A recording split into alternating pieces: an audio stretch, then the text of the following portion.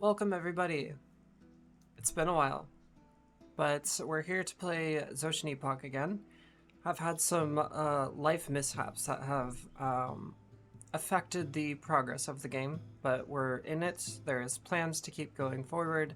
The campaign exists, the lore exists. We have a long road ahead of us. This journey here will sometimes have these breaks because real life takes precedence over things like Dungeons and Dragons and streaming and hanging out with our friends. Sad, but that's the world we live in. Without further ado, let's jump into session 27. A little recap of what we've been doing over the past, let's say half year, something like that. The party has been endeavoring to combat the cult that has been harassing their friends, their family, local areas that they're passing through. They have found a headquarters in the middle of the Red Forest near Stormfeld in the land of Aronia. This is a desert nation, but there is a deep, thick, red-wooded forest nearby. In the center of it is a ancient city, ruins, and as the players have discovered, is a tower made of literal bone, surrounded what seems like ground made of flesh. After discovering that they were being watched by thousands of cultist eyes, the party fled back to the city. And now they are taking a new lead to try and gain allies, we'll say, to fight this cult that seems to operate in the shadows quite effectively. The last time the party was together, they were fighting through a sewer. They did fun things like fight a giant ooze of slime and cross a river using a ice cube of shit. Now that they have reached the end of the sewers, they're finding themselves in the light of the beach ahead. They have met their pirate contact who has gone off to go secure the boat and make sure that things are ready to go. Party members, is there anything else I can update you on? I completely forgot about the poop surfing. There was indeed poop surfing, yes. Yep. Very vital detail. I had to mention it. Like, otherwise, people might miss out on the good things that happen in Dungeons and Dragons. Bunions and flagons? Yeah, may as well be, especially down there. The stench of the town's refuse lingers behind you. You're in the cave opening where every once in a while this sewer gets flooded and the tide brings out what it needs, and sometimes there is, during storms, a nice torrential flow of water, we'll call it, that comes out of this particular cave. It's about 30 to 40 feet long, and as you enter out into the beach, it's covered in rocks, broken glass that has been eroded by the sea so that it's actually smooth. So it looks actually somewhat pretty, if it weren't for all the trash and stench around you. To your right is a fence that sits high and comes off the stone walkway above you on the city streets. It juts out into the sea to help block the refuse that comes out. There's broken rowboats, piles of trash, pieces of larger ships all around you. It's kind of mucky. As you step in it, you can hear the clinking of the rocks against the glass and pushing against the wet sand. To your left is a dock that juts out a good 100 feet. You can see a ship attached to it. People going back and forth from it, filling things up. And if you keep looking to your left, all down the beach, you can see more and more docks with various ships. You're in the industrial zone of the city.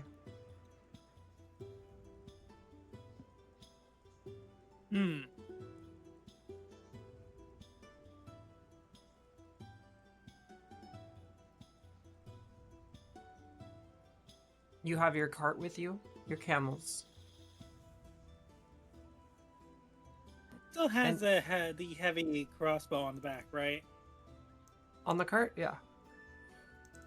Just making sure because I lost that. And we have the blind pirate captain guy with his parrot. Yes, they've gone back to the ship to get it ready for sailing, because the group was interested in staying on the beach for the day and getting some rest in, because everyone's quite injured from the traveling. Injured and dirty. Very dirty. Very, very dirty. You might want to take a dip in some clean water. Acris, I believe that the reason why the heavy crossbow isn't there is because... Oh, it is there. I do see it. Yeah, the update, the sheet update. Yeah, but you don't see the heavy crossbow? No, I added it back in. Oh, okay. Yeah, when the reinboarded the sheet happened, it went away because it wasn't on the actual. But I just added it myself. It's fine. Did it destroy your income because you have 0 GP? Yes, it did. Sadly. Poor. Do you know what you had? Sadly not. All right. I'm poor. It wasn't. I think it was me. Go ahead. Sorry. No, you had an idea. No, I don't. I was going to say it was something like maybe like most 10 gold, but I don't actually remember. Okay. As you're kicking around rocks and you're rummaging around, you find discarded change in the trash around you. You discover 20 GP, which I have now added to your inventory. I just saw that. Everything's coming up Millhouse.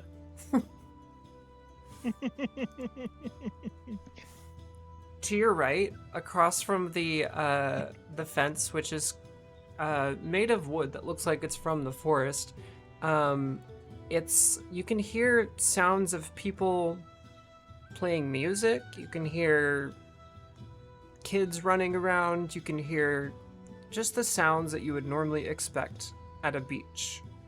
It seems like there's a good amount of recreation over the fence. Eat. You guys are carrying a large cart with a trailer. They are both filled with explosive, illegal goods. What do you want to do about that? We should probably put it somewhere away from people. Currently, no one can see you because of where you're at, but I just wanted to bring it up.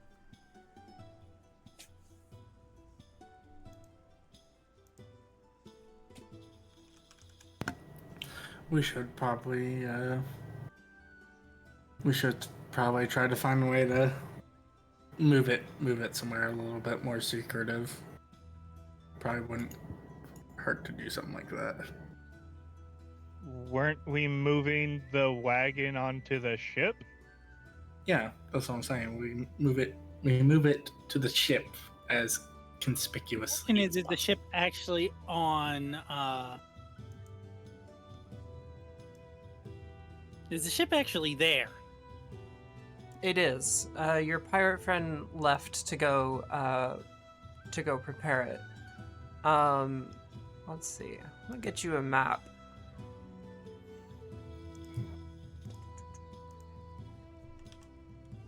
Oh, it didn't work.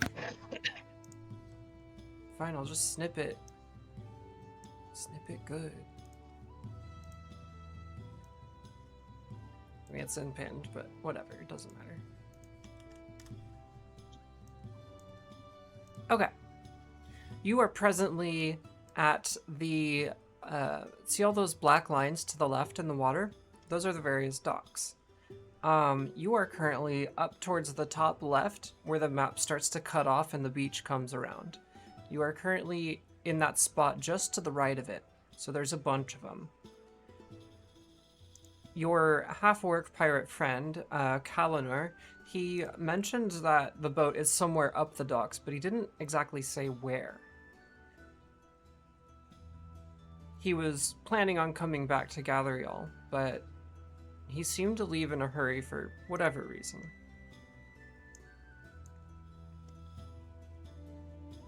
Be mindful that there are guards. This is the headquarters of the Aronian. We can call them a kingdom if you'd like, though they don't define themselves as such. There are guards patrolling the docks here.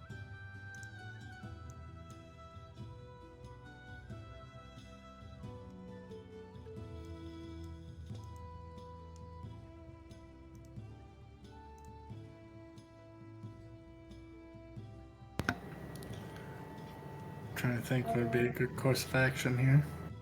Yeah, a couple things. You have illegal goods that are quite conspicuous because of the size of the trailer, though, I mean, maybe a nice speech check will pass by. You have an option to perhaps stow it somewhere without getting it up to the docks ahead of time. Many of the players do need a long rest to, handle a proper battle again if something was to happen. So there's a few situations happening right here. A couple options this way could go. Hmm. What is everyone else feeling?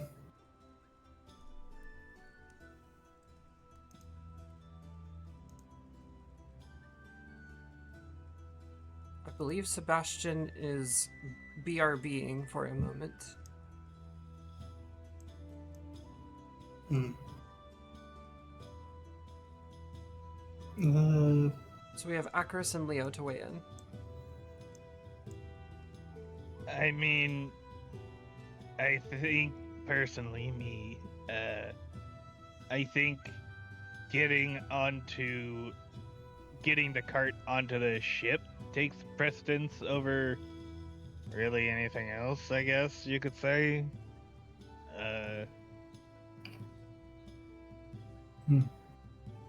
Beyond that, I mean, I don't know, it would... Yeah,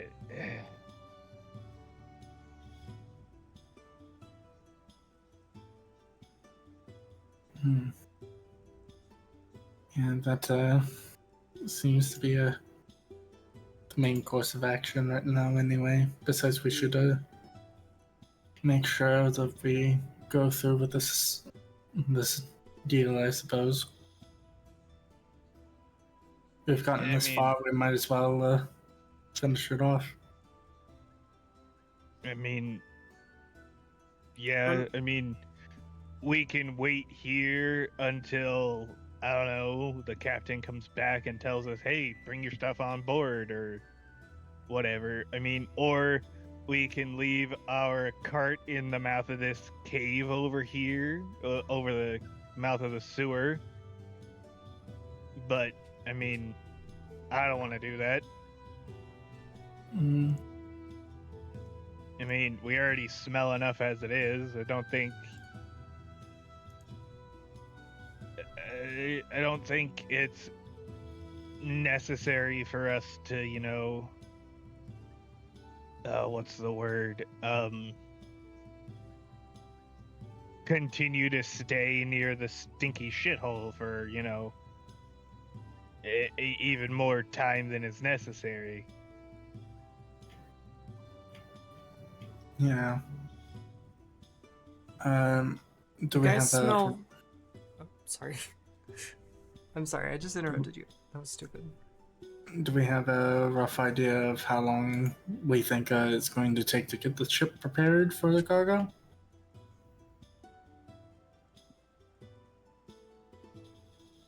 I mean, The captain informed you that he needed to prepare it for sailing so that once loaded, it can be taken off immediately. If you do load your cargo ahead of time, it may expose it to inspection. My question was, were we given an ETA on how long that might take? Not. He said around a few hours. Okay. about what time is it now? It's early morning, like 9:30 a.m. I guess that's not early morning, it's just morning, but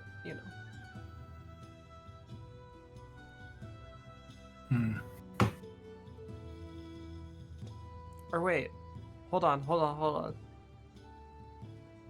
No, because you started the fight into the cave or into the sewers around noon. I do remember that. So you're actually more like afternoon right now. I'd say 4 p.m.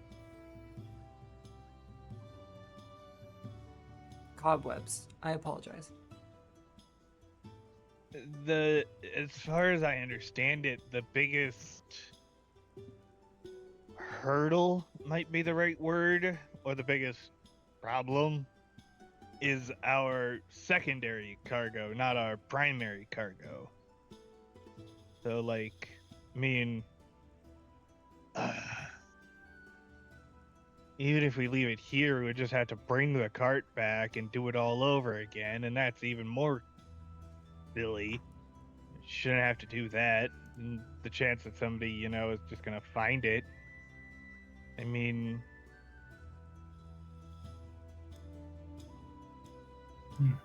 we could stay here until the captain says they're done, and then we can load it onto the ship, tell them, hey, wait a little while, because, we smell of, the sewer that we've been standing in for a number of hours. Yeah, that's The problem is the smell's just gonna be sticking to us anyway, so, we might as well just go down the beach a ways and relax with our cargo until they're ready. that's what I was thinking of. I'd just If we keep our distance a little ways, nobody should come and ask us what we're doing. We're just a bunch of people chilling out at the beach. Your trailer is covered in a tarp, like wrapped in rope around the tarp. It's not obviously explosives, but it doesn't mean it's not obviously explosives. Mm-hmm.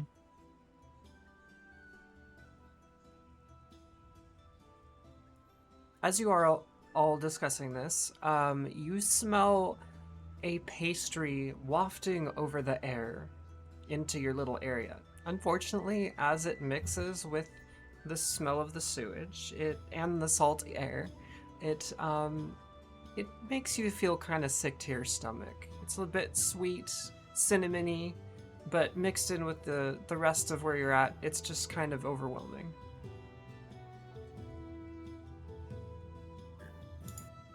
I'm presuming never mind.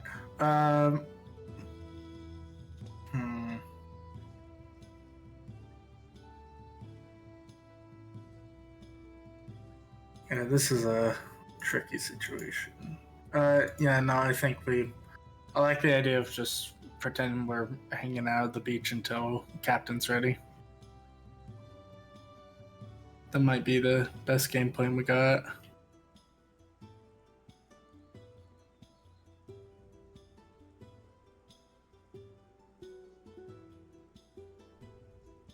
Other party members, how do you feel about this decision?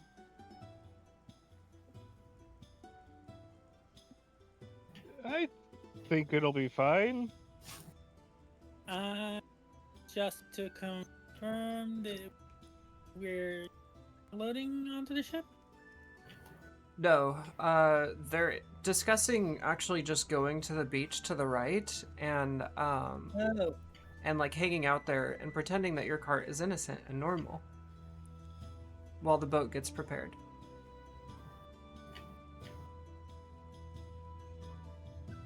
It gets us away from I the second smelly that smell. opinion. You what opinion? I second the opinion. Okay. Sounds like that is Go the to the course of beach. action. So, while you're sitting in this refuse dump area surrounded by trash, to the right is a tall fence. It's probably 15 feet high or so. Some of it is carved out dirt and sand. Some of it is actually the wooden fence that juts out from the walkway above you. To your left, there is a pathway that goes along the beach. It's one of those stone walls that is right next to the ocean and has a small bit of sand. It looks like there is tracks from people going in and out of where you're at. And to your right, the fence just would simply be too difficult to lift your cart up above because it juts out into the ocean. Unless you can somehow float it or whatever, most people would just go to the left under the docks and find the way up and around.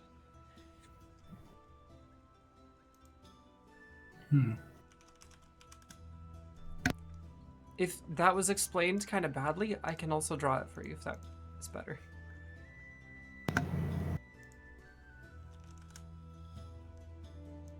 Um.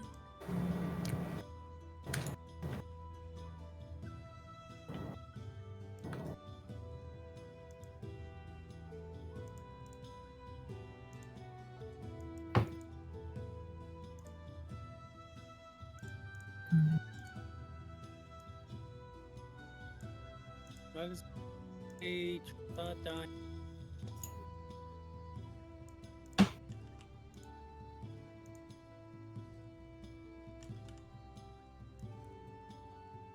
Trying to sorry. think what.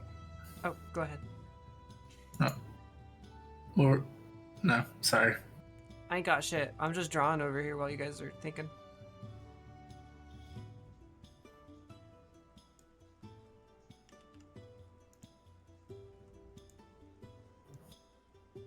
Why would it fill?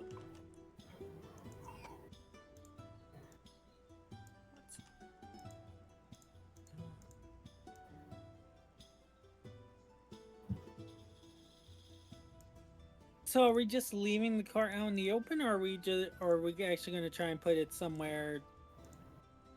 From what I understand, out you're of the having a. way? Sorry, I'm interrupting. Yeah, please have dialogue. Why is this not working?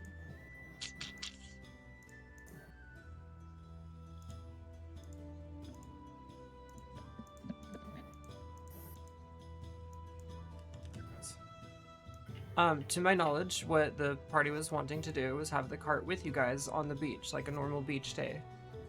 There's lots of people over to the right having, a nice afternoon out on the ocean. Are there any other carts on the beach?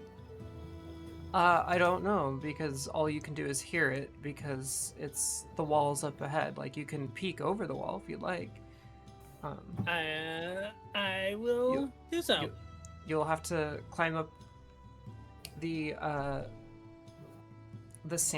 sandy hill a bit, so I'll need an athletics check from you, and then a perception, please.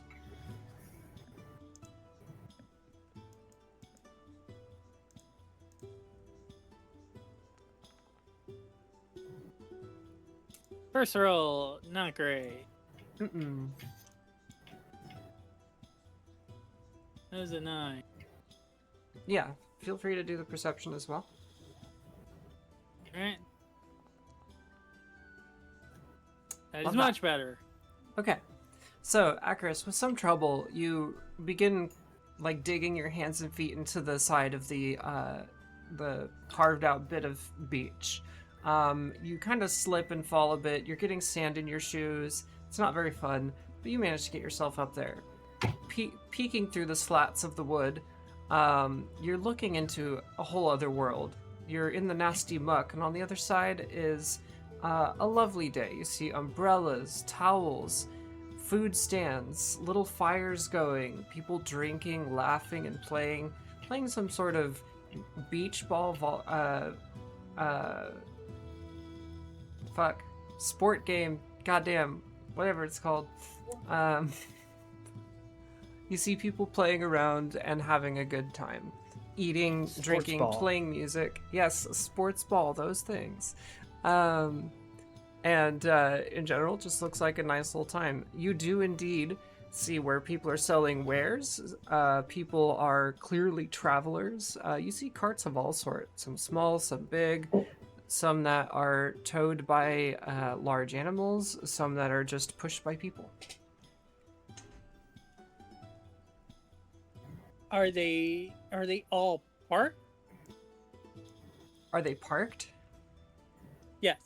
Yes. Out on the beach, there are carts sitting on the beach with people next to them, much like one would with a car in modern times if a beach allowed it. And up on the stone walkway, you can see carts and people going back and forth in front of the businesses. Go ahead and drop back down. Well, there are quite a few carts down on the beach. It could probably seems like a good idea to just bring it along.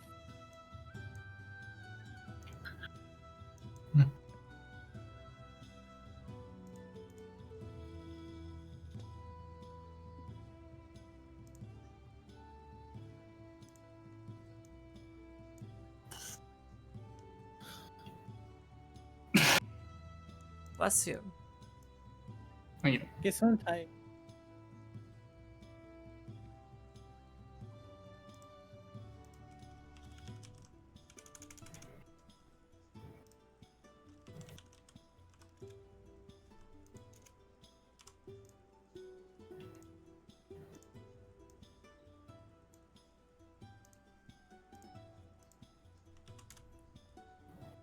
Here's a super crude drawing for you guys. The X is where you are. The arrows are pointing to the trail. I didn't draw the docks because fuck it. But you would be traveling under the docks.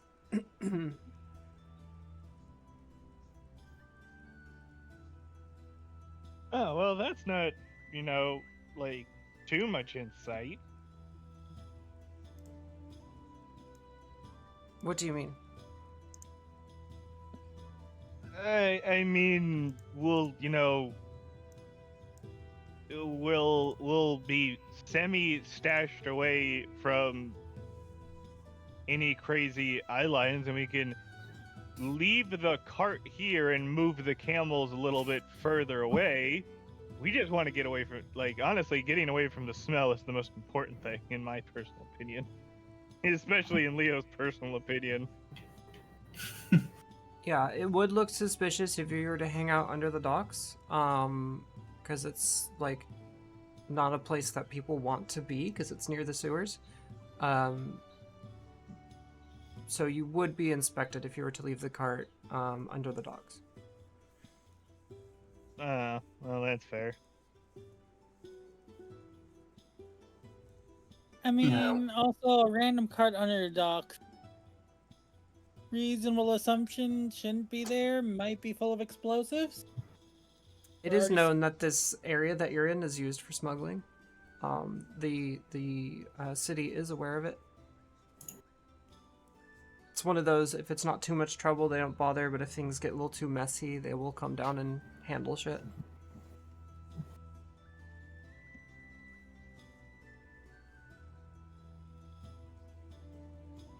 I say we go to the beach with the cart. Yeah, we don't want to make it seem too conspicuous that we're performing tomfoolery. Hi, cat. Hide in plain sight. Chicanery, as they say. Yeah, we do not wish for them to discover our hoopla. Mm-hmm.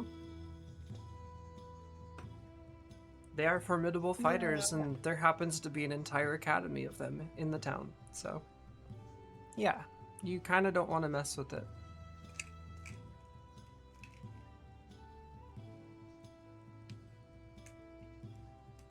So, Wesley, let's head to the beach and get cleaned up. Yeah. As you guys are taking the cart down the small strip of beach and passing under the docks, to your right, every time you pass under dock, you see tons of boats attached to them. Some of them huge with multiple masts, some of them small, like personal fishing vessels for offshore fishing.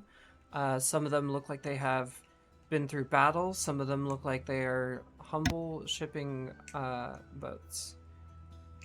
They're parked on either side of the docks, and they go out for quite a ways. Some are 100 feet long, some are 200 feet long, and there's all kinds of cargo going back and forth. As you guys are traveling under them, you get some suspicious eyes looking down at you, but most people are sort of, once they see you, they quickly look away. You can tell they're trying to pretend you're not there. As you've traveled under a few docks, to your left is a stone staircase. Looks like it's used to service the sewers or come down and check on the beach or repair the docks themselves.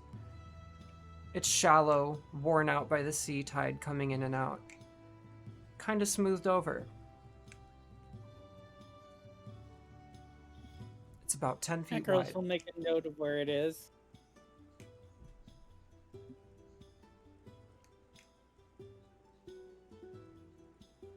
I mean, I'm trying to imply that's where you might take your card at. Is it the size of a car? Can it be? It's 10 feet wide. Yes. Okay. Otherwise, you could just keep going down the beach and end up, in the river system. But I mean, that's up to you.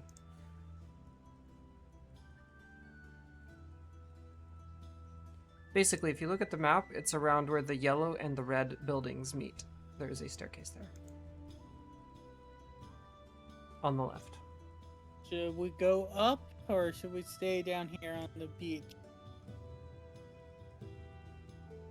I'm not driving the cart. You guys are driving the cart. But if you'd like, I understand the plan and I Asking can drive everyone the else. cart. Okay.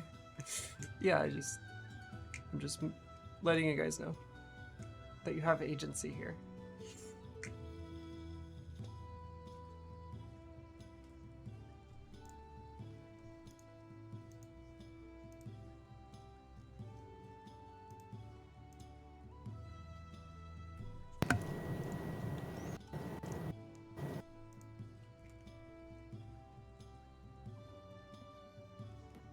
I'm not Man. here.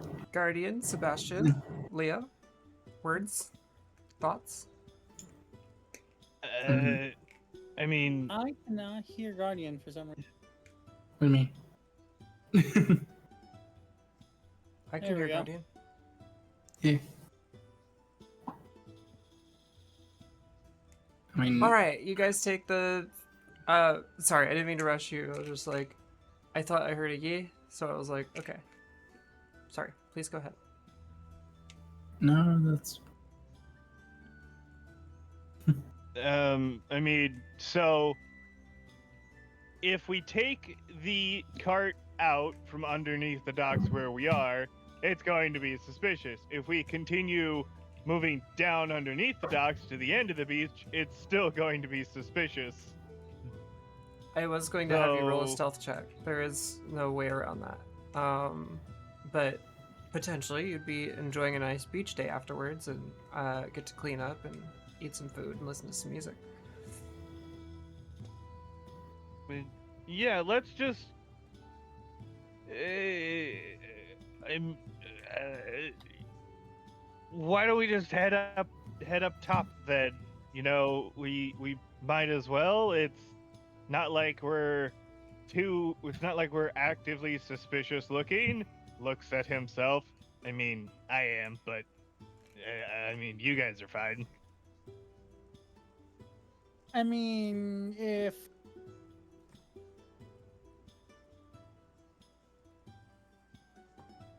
do we want to? Do you?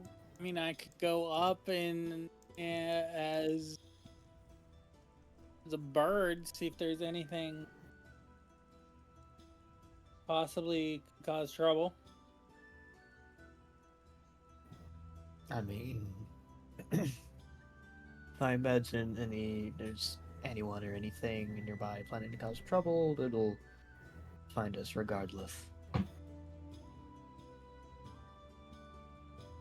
So, True, but I mean, like, at least we can attempt to at least not walk right into it.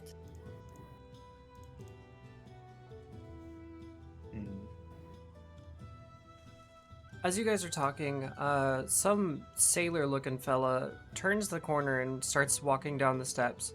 A little startled when he looks at you, kind of goes wide-eyed. He's wearing a dirty white shirt and some pants that are tied up around his knees. He just kind of nods at you guys and keeps going down the stairs and turns to the left and puts his back against the wall. He pulls something out of his pocket, lights a match, and begins smoking it.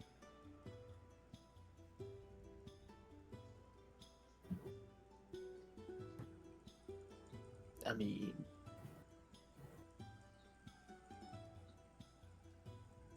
this they're is, not arousing. If they're not arousing suspicion, I wouldn't expect we would. yeah. We're down here on a smoke break. That'll be our cover. Yeah. Pretty much, yeah.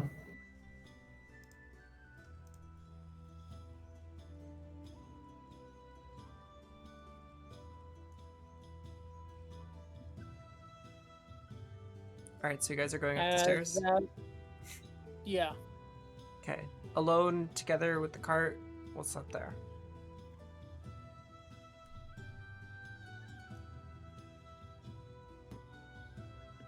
I mean, Uh, I say we just go with the cart. Might as well. And it's not like we can leave it unattended. Definitely don't want to leave it unattended, given the dude, cargo we have on it.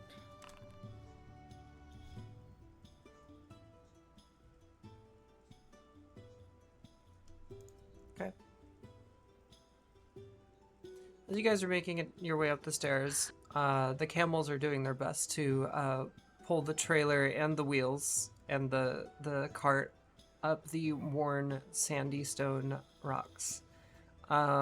They're kind of slipping a bit. Jeez, I can't talk. A blit. And I imagine one or two of you is taking point in front of the cart, walking ahead of it. Any volunteers? Accurate will be. Okay, roll me a stealth check, please, and a perception. I'll roll the perception first. Sure.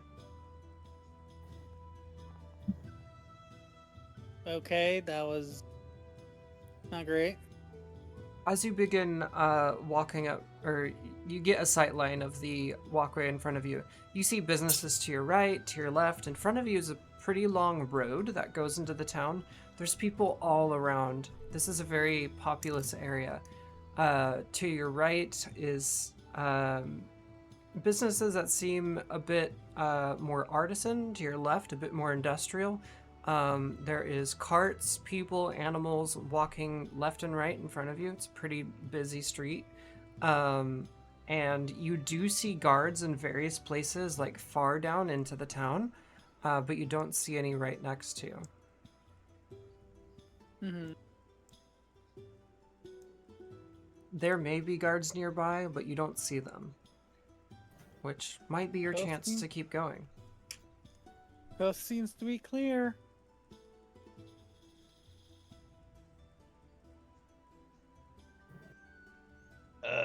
Alrighty. Let's go, I guess. All right. You guys make your actually group stealth, please. Accuracy you already did, so you don't need to again. But everybody, please roll.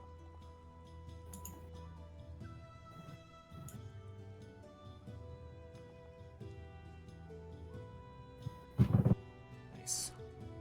As you guys are getting the cart up, it makes a good amount of noise, but it's a busy time of day. There's people going home from work. There's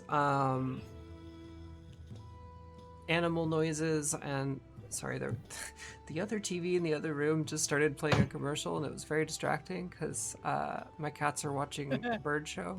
But whatever. I put on some TV for them when we play. The cart gets up onto the stone walkway, and it's like kind of a boardwalk if you've ever been at a beach town, but it's made of actual stone and has like a nice wall to your left, and then there's where the docks come in, and there's a little station there for people to register their boat, and you guys start making your way downtown. You take some time Walking to get fast. through. Yeah. You make your way over to the beach. There's a little sign. It says, welcome, please look after yourself and have a good time. It does say camping is allowed on the beach. And as you make your way past the stinky, smelly sewer place where you were at, there's a lot of plants planted around the top to kind of block the smell a bit. But as you go out, it opens up into a huge, wide, shallow beach. And as described before, lots of people having a good day, hanging out, and food being made, sports being played, people swimming in the water. You can see boats out in the ocean, fishing. You can see sails up, that sort of thing. Any good spots to wash up? You take some time. What? Oh, go ahead. Sorry. No, go ahead. How Sorry. about it? You take some time to make your way down the beach. About a quarter mile down, you find a nice spot that seems to have some clearing. There's other wagons around. Looks like some travelers. Don't know where they're going, obviously, but they have some worn wagons, blasted by the sand of the desert. It looks like people are just very happily around the water. There's palm trees around. They're just excited to be out of the heat and feeling the cool ocean breeze. There's an old campfire where you guys bring in the cart. You're probably 30 feet from the water itself. Looks like there was some stones set around loosely and some burnt wood. Sort of embers and smoldering there. Looks like someone was recently there. Perhaps the day before.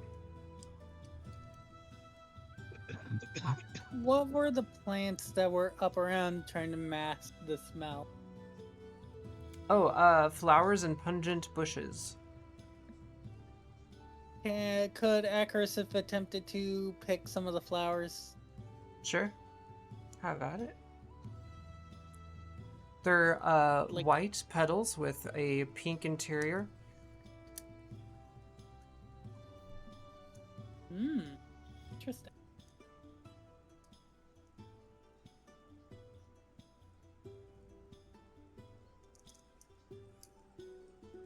They smell somewhat of vanilla.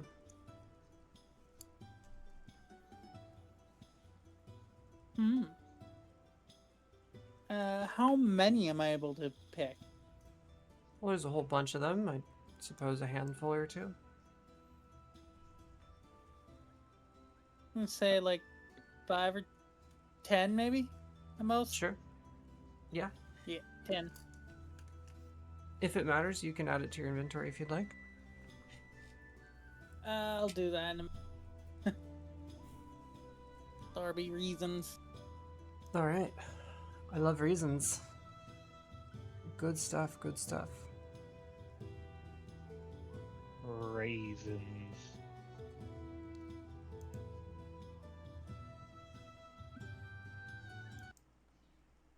Oops. As you guys begin walking around the beach, setting up, Crasted's making sure the camels are okay. You notice people playing music, and as the night goes on, the mood begins to turn into a bit more of a party atmosphere. There's less kids on the beach, people drinking, dancing around, having a large campfire. Someone's blowing fireballs out of their mouth. Those sorts of things. I assume everyone has gone into the ocean and cleaned up. Yes. Excellent. Let's say for now, feel free to run a short rest. So nobody has slept yet, but you guys have been chilling for at least a while. Is there anything you guys would like to accomplish tonight on the beach?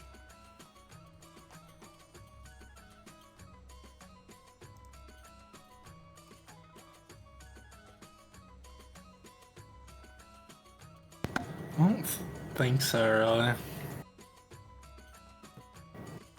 I think after our little sewer endeavor, Sebastian would just want to wash and relax. Right on. Getting some sunshine in.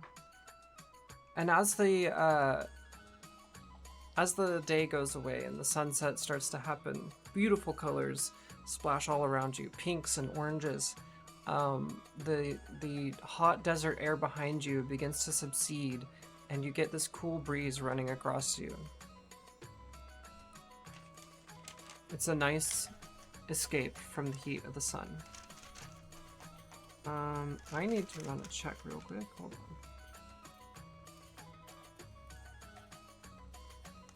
Okay.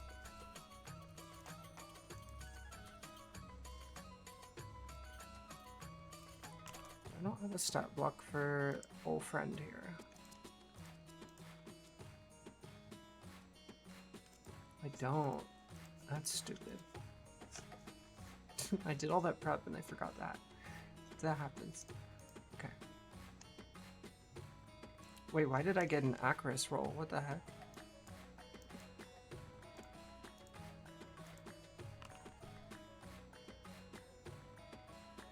Okay, cool.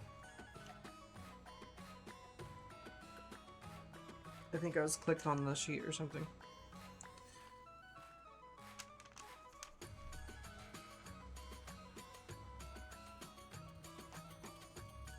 Okay. As evening closes in, some of you are getting sleepy, some of you have perhaps had some drink, maybe gotten a snack or two at a booth. They make great pastries here.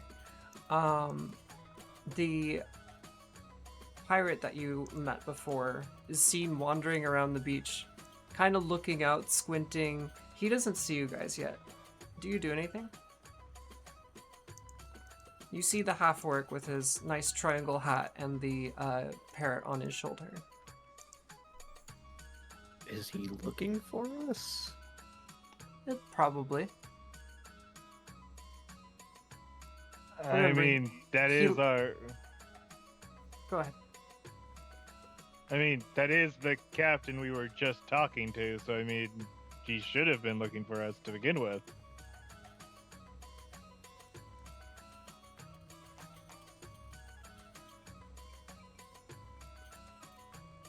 Do you wave him over? Leo will. Is there like a section of the road that is more or less mostly private? Like No, it's a big open an beach. alleyway or. Oh, okay. And he's walking along the Uh, beach just like anyone would. Remember, he is blind, so he can't really see anything. So a normal person probably would have seen you. But yeah, he's using his bird to navigate. Leo will go up to him. Aye, Captain. Taking on my accent, huh? Good to see you, Leo. Yeah, good to see you too. Is our transportation prepared? Aye, we're all ready today. Took me a bit. Had Great. to get some supplies for the journey. Good to hear. We really didn't want to deal with the smell anymore, so we moved down a ways to wash off. I'll get the others, and we'll be back at the ship in kinda estimates 20 to 30 minutes. I figured I might. I'm actually going to pop into the shop over here while you get ready. I'm gonna have to show you the way. Alrighty, I'll get everyone together. He nods his head. He heads into what looks like a cheese shop.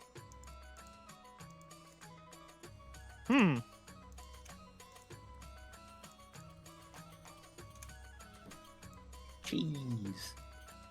Cheese, please. Party, I assume you gather up and get yourselves over to the cheese shop? E. Alright, after getting yourself away from the beach and back onto the cobblestone, you are now parked in front of the cheese shop. It's got a nice little painted wheel of cheese on the outside and a mouse next to it. The pirate comes out holding a bag, bunch of wrapped something or another, and he reaches in and hands one to all of you. Sandwiches for the journey. I love this place.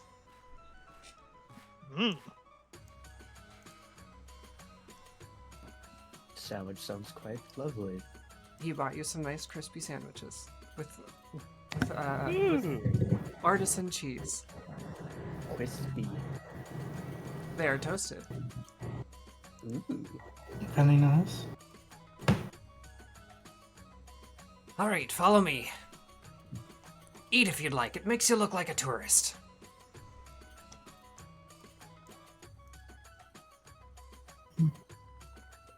He begins leading you back down to the docks. The party on the beach continues into the ocean, and as you guys are reaching the boats, the sun is setting quite a lot. You know how it goes fast at the end. That's kind of where you're at. There are guards walking around, but he expertly times it. He keeps holding up his fist to like halt.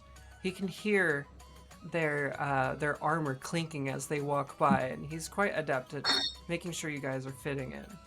And he skillfully navigates you to his boat. On one of the docks, about midway, you can hear your wheels clanking and cluttering on the wood of the dock as you guys are going down. Past one of the giant ships in front of it. You guys might think it's one of those. It's not. Behind it is a two-sail ship, modest but not bad. Doesn't seem to be heavily armed. Hi, this be my Ravati. Welcome. He gestures to the boat.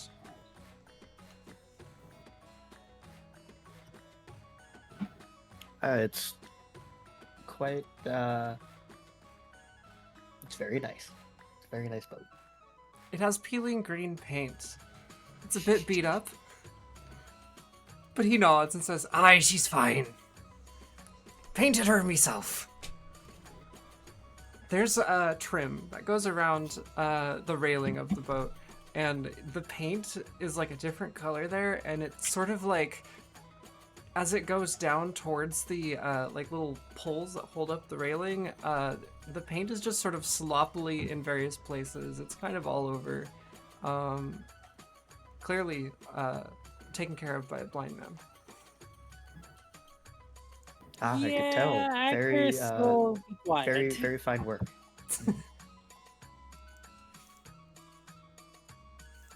As I've heard before.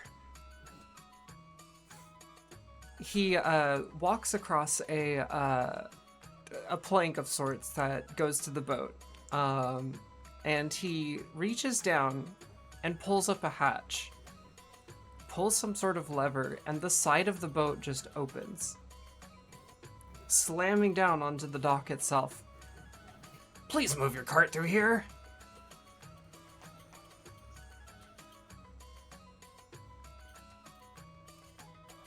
Okay.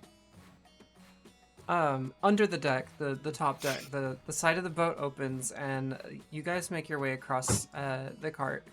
This leads into an into a big cargo area where you see crates and barrels and satchels of burlap and other various things hanging around. He comes down the staircase from above and meets you guys standing in the large open space of this boat. He leads you over to the front of it, and he points for you guys to send the cart over there. As you do, he turns some sort of mechanism, and the entire wall, the front wall of this cargo area, opens up. Before, it just looked solid. This be my smuggling hatch. Your camels will be safe out here, but please put your cargo in there. It goes into the bow of the ship. Clever. We load our cargo and camels and cart onto the ship. Excellent. Oop. Stopped. Bless you. Thank you. Very dusty on this ship. Yes. It's a lot of things get moved in and out. You know, it gets dusty like that. You guys make yourself at home. I need to make sure that we're ready to go. Of course, I've done that before, but I'm just gonna grab one more thing, and we'll head on out. Have any of you sailed before? Sebastian just looks, just sigh, just like does one of these looks? Oh, he just screwed up. Yes. All right. By your deafening silence, I assume no. That's okay. I'm often solo anyway. I mean, Go ahead. we could certainly try to assist you in various things. All I ask is that you defend the ship if something ever happens like that.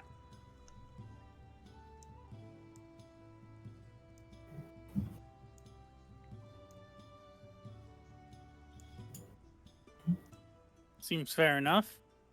He, It's only fair to ask. he nods and heads out and starts untying things on the boat.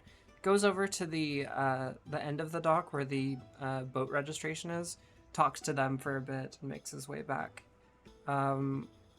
Holding something over his back in a bag that the attendant gave him, and he boards the ship and removes the final rope and begins lifting the anchor. He does ask for some help if anyone would like to. It's one of those walk around push Leo the will- pole things. Leo will help. Might as well. We're all little weaklings. I know. Feel free to roll a strength check if you'd like to help. Okay, sure. One thing Leo would like to make sure to do before we head out, Mm-hmm. he wants to make sure the 12 on strength. He wants to make sure that specifically the explosives, but also the cart for safety purposes, he wants to make sure that those things are tied down and secured. Okay. And Yeah, snap, I forgot to change my reactive. That's okay. Whoopsies. Oh, isn't that your new artwork, or do you have a different one? No, I mean, it's not new. It's, semi-new, Not Leo, I I guess. think, is the point. Oh, duh. Yeah, that's what I meant. Wasn't even phasing me. I but you're haven't right. gotten the, I noticed it, but it was just like, honestly, can't be bothered at the moment. Yeah, I was like, whatever. I mean, Guardian runs the Tech Priest Con logo, which I appreciate. The chibi style. Whatever makes you feel good. It's all good. Yeah, so you go down and you get into the secure area and begin tying it down. Please give me a sleight of hand check.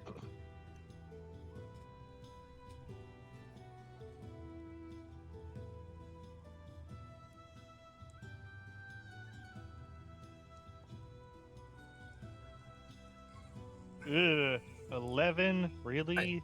I mean, to your knowledge, they're well tied down. Hey, can somebody check my work on this one? You do have one arm, so I can't blame you. Yeah, that's true.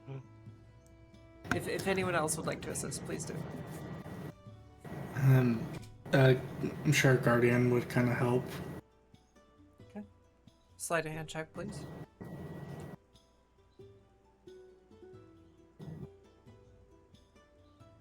Oof. Together you managed to make it happen as best as you can tell, but neither of you are sailors, so like it's not surprising.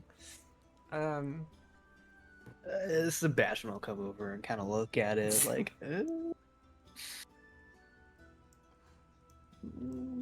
me see. As you guys are messing with it, you can hear the boat begin to move.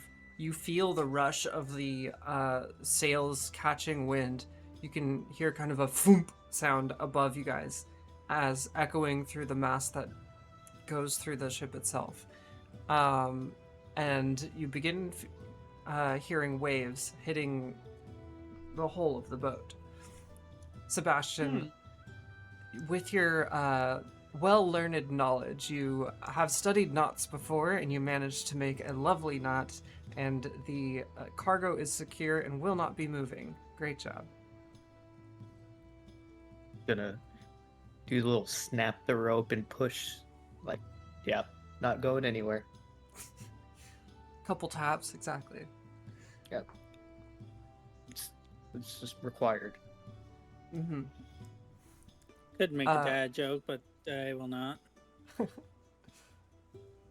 The camels are comfortable in the cargo area. There's plenty of room for them. There's hay set aside in feeders that that your pirate friend has set up, and they look to be quite happy where they are. I guess we Sebastian's didn't gonna- need to pick up that extra food then. That's good. At Sebastian's least we gonna- have it. Sebastian's gonna go over and give them both little pats. You two are just going on the adventure of a lifetime. They seem focused on their food, but relatively pleased. Sorta uneasy and wobbly, but they'll get their sea legs soon.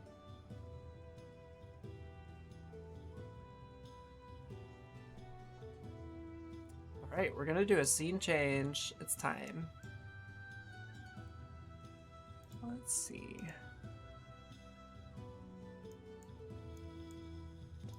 Hopefully, the visibility is all correct and stuff. I did sort it out as best I could. Oh, there needs to be another one of those. Hold on. Doop doop doop boo doop. Oh my god, Foundry. Can you be normal?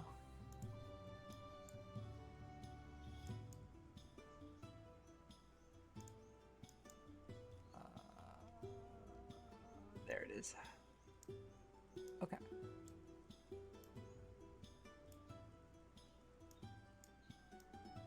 Alright, I'm gonna activate the channel. Get you guys in here.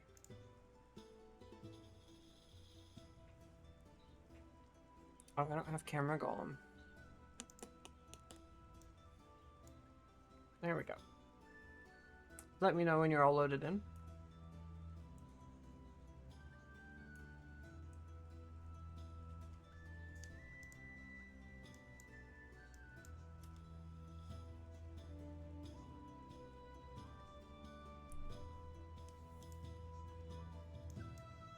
Should have the little golem cough every time you bring in camera golem. Oh my god, that's a great idea. It's raining. Sebastian, can you see? Huh? Can you see the map? I can. I can see the map, and it's raining on the boat. Excellent. I think we have a leak. I think we have a leak, Captain. So I you are want- on. Go ahead. Loaded in. Yep, just now. Awesome. Guardian and Leo, are you loaded in? Yeah, I'm Yep, loading. I'm loaded. Cool. So you guys are on the first deck, or the lower deck, where the cargo is. Ahead of you is the secret compartment cargo area, which I can take you in there if you'd like to take a look, because it is blocked by light.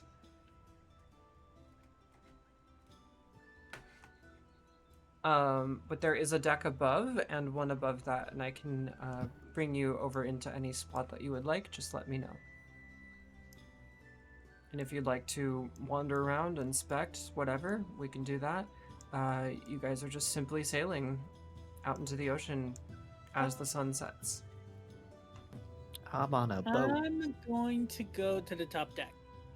Okay.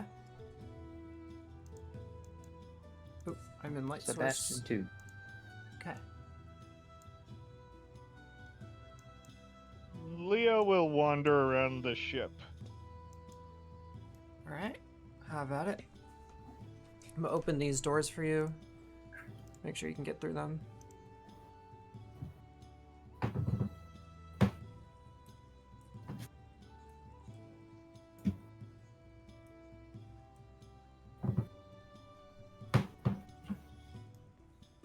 The ship's name is the Ravati, by the way.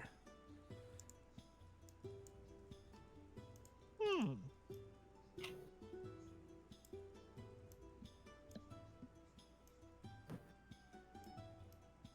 I am triggered Why? Oh, the door? by this one little square.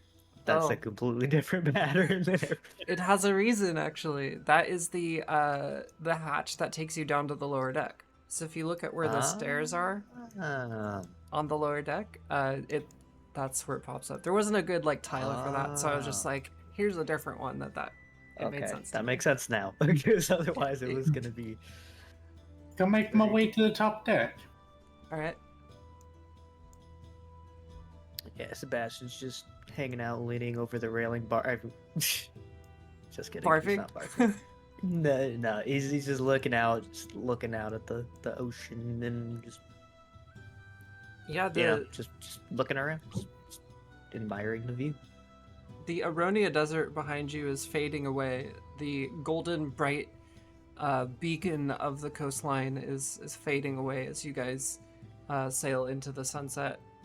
The waters below you are a dark blue, and yeah, it's just a relatively calm day, aside from the rain.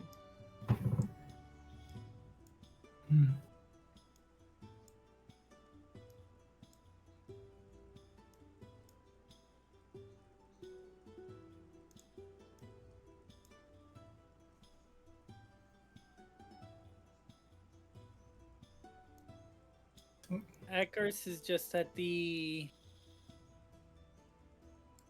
What would be the bow?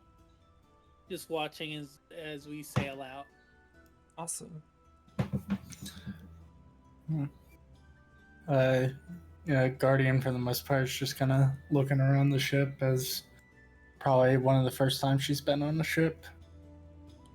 Yeah, it's a relatively large vessel as far as like carts and things that you've been in, but it looks quite quaint. It's clearly built for a small crew.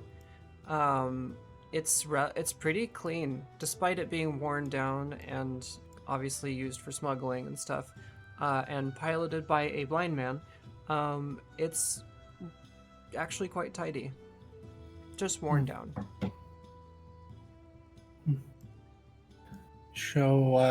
Guardian will kind of lean over kind of join up with Sebastian, kind of watching everything and just.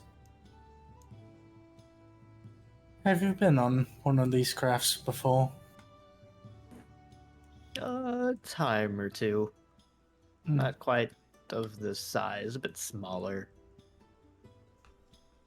It's certainly quite a curious vessel. Yeah. Of course, this is a little bit different, heading into uncharted territory.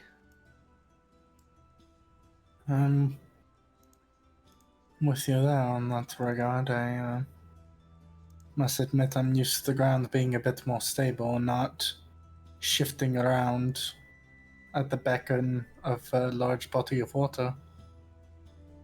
You'll get used to it. Maybe. That also depends on if we plan to continue to use such forms of transportation. You never know. I mean, if our plan is to deal with these hooded figures and their goal of dealing with anything that isn't human, then who's to say where this might possibly take us?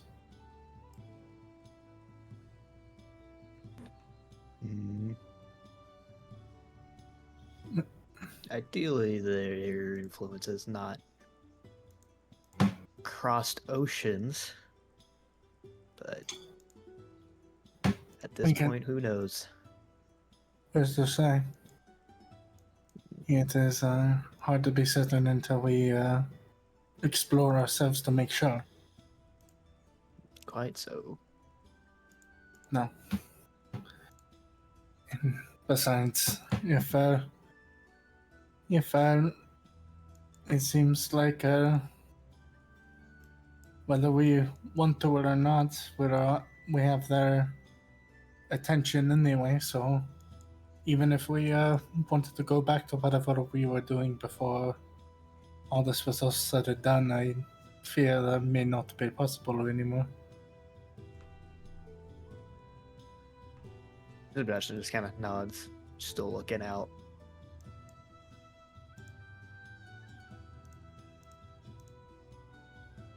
How? Tell me, Sebastian, did you think it would turn into something like this, or was this just a happy? Not at all. Do you think there might be a end to this anytime soon, or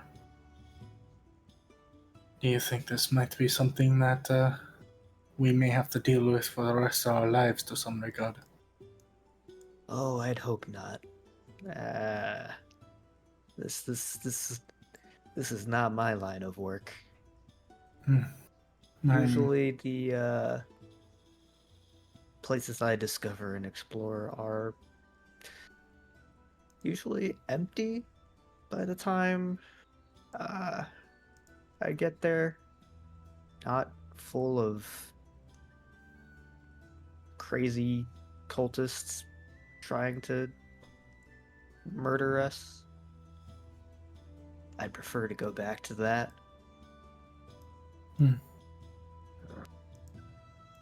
That is fair, I suppose.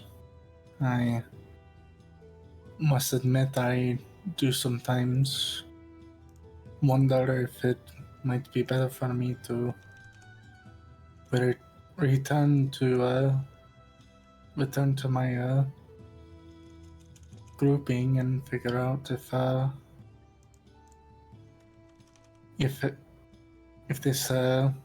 I've gotten enough information about this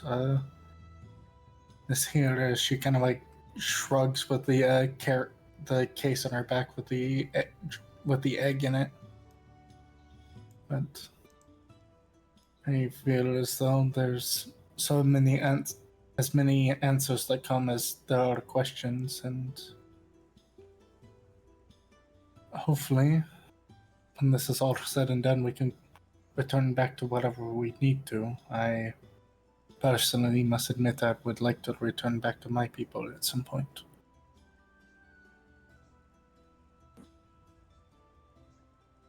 Yeah, I can't blame you on that.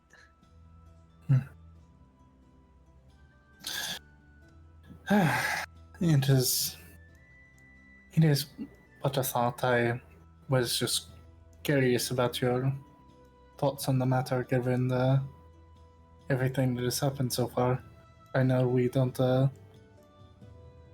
Sometimes we don't sit down and think about everything that has occurred. It seems to be a constant moving and resting and continue on moving, but no real chance to just think about everything that is going on here and the implications that may occur.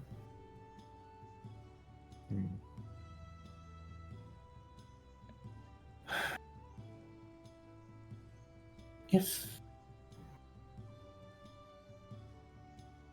this is all said and done, I must admit I'm not sure. I'm exactly sure fully if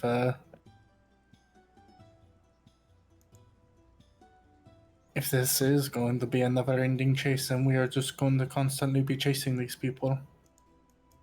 It is very easy for us to say that another group doesn't simply crop up when we are not looking.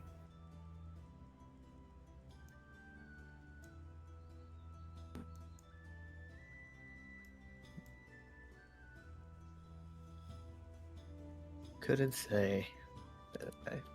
All I could say is I can only hope that it doesn't turn out that way.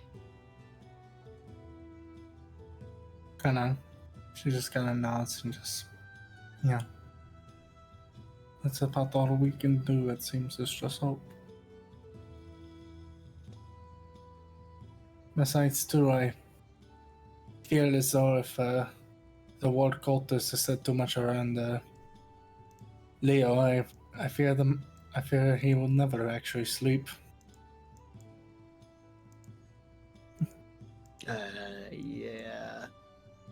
I imagine he'd never rest until he's certain every one of them is wiped out. Very tiring prospect, to be sure, but as long as we keep at it, I'm sure he's able to rest somewhat. He's not doing it alone. This is true. No.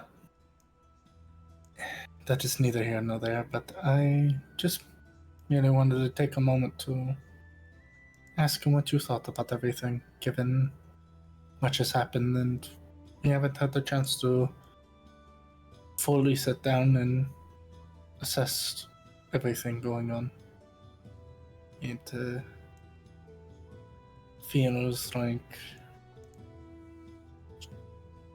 certain changes are coming, and I must admit I do not know how to respond, so I was hoping to see what the rest of you all were considering, and I figured to ask you first since you seem to be the one that is the most inquisitive about a lot of this events going on. Well, for now, I suppose, just taking it in stride. And I mean, if anything, make some new discoveries along the way.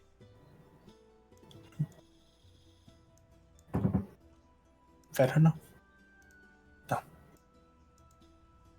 I don't know about you, but I'm going to take a look at the rest of this vessel. You are hopefully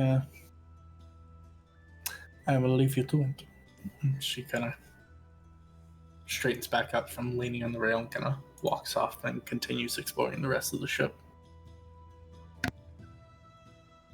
As you two were talking, you noticed a shark go by in front of you. As the light around you got darker, your captain got down from the pilot's chair, or not chair, but the wheel, and began lighting lanterns around the ship and inside the captain's quarters / galley. The shark is posing you no threat. It just went by and you noticed it in the light of the lantern.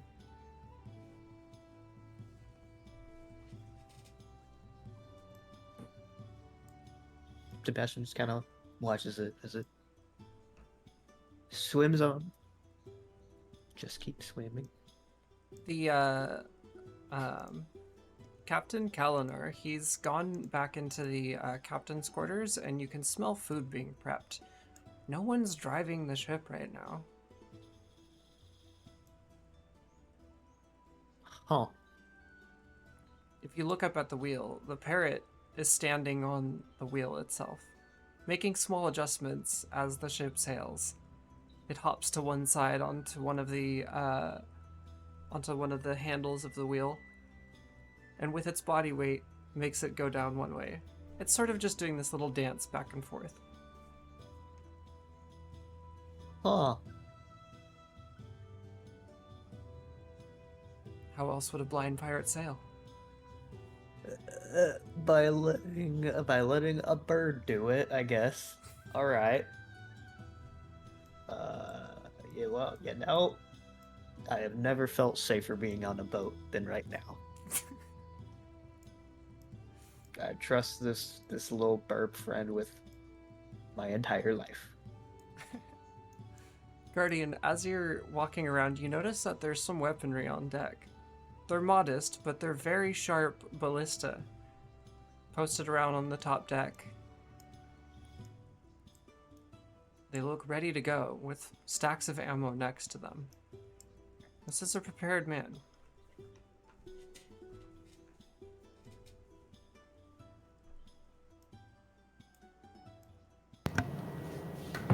Very nice.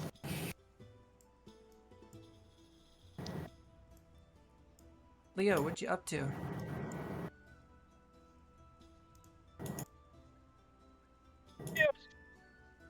Wandering around the ship, doing, mindlessly just, checking stuff out for no other reason than just, look around, pretty much. Doing hood rat stuff with my friends. Yeah, in the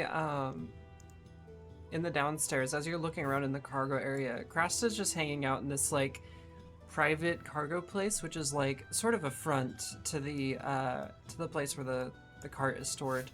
There is a bit of like a chain fence wall in front of it.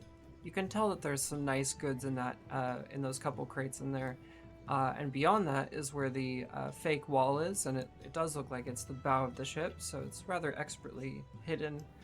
Crash is just kind of chilling there. As you're looking around at the cargo, do you take a peek inside some of the crates if they're openable? Sure. Why Alright. not? In one, you find a giant, it's filled with beans of some sort. In a barrel or two, you find some beer, just bulk big old vat of it. In some places, you find bottles of wine. Pots of wine, I should say, Woo. to be clear. Woo. Yeah, it's just general cargo area. There's scrapes all in the ground from things moving in and out. It's not too fancy. There are some bunks, like hammock things, kind of rolled up and attached to the ceiling. It looks like they're easily deployable for crew to sleep in.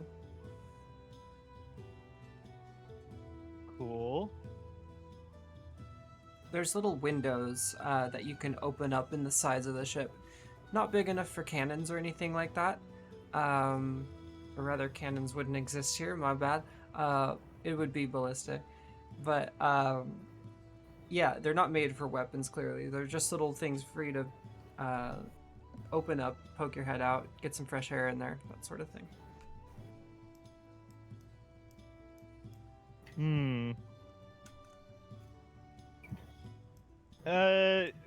Speaking of those beans, can I dig around in them a little bit and see if there's anything neat inside those beans? Sure. Run me an investigation check, please. I don't know why that made me laugh. It just sounded weird. Because I said beans! I suppose.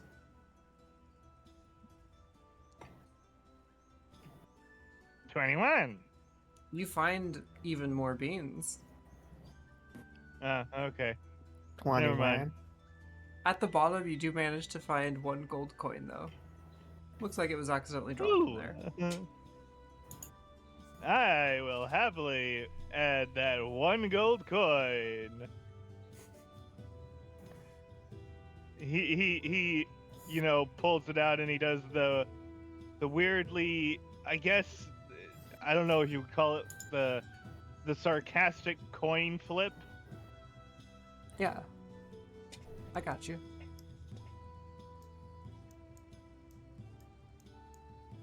For those on deck, the captain pops open from his quarters.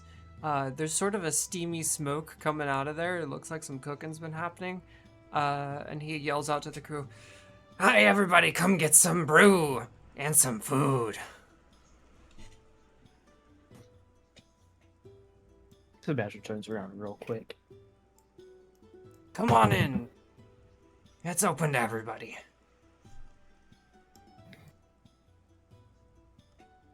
What is Like the- on the menu? As he's setting it down onto the table, there are various pots of the beer that Leo found below. And it seems like a stir-fry plate of various vegetables and meat just kind of cut up and stuff. It smells good. It's a little burnt and crispy in some places, but It's not anything in particular.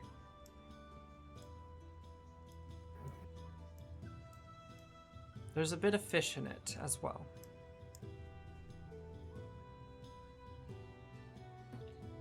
I mean, I'm sure this, in combination with the sandwiches we had, is probably like the best meals we've had in who knows how long. He hears that and says, So, well, I like to be a good host, and you always gotta be fed well when traveling.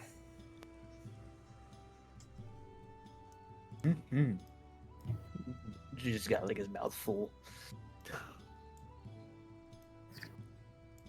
He nods affirmatively and goes and sits on his bed with a plate and begins eating at it. There's only a couple chairs in there, but there is room for everybody if they'd like to come in and squeeze around the table. And get out of the rain a bit. Or you can take your meal wherever. It doesn't matter. Where's it at? Oh, I'll bring you in there. Boop. Okay. The Cool. door should be open. It's in the back of the middle deck. Yeah, I see it.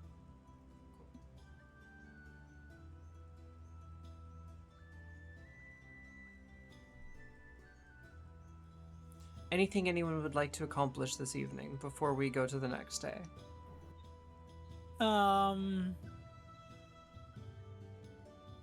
Are the ballistas like? Do they have bolts ready in them, or? They do. They are loaded but not cocked back because that would like affect the ballista themselves. You don't want to store them that way. But there are there's a little wooden box of bolts all next to it, ready to go. Fresh replacement sinew for the actual action of it. In case something breaks, they are ready to rock, and they seem quite well taken care of. That's what Eckers would be checking. Okay. Yeah, these weapons are essentially a scaled up version of what you have on the cart. They're probably about 3 to 4 times as big. They look like they have some serious power behind them. They may not be able to sink a ship, but they can certainly pierce a sail, connect a boat to another boat, that sort of thing. There is some with ropes on them, and you see some special ones that look like they're ready to be lit on fire, that sort of thing.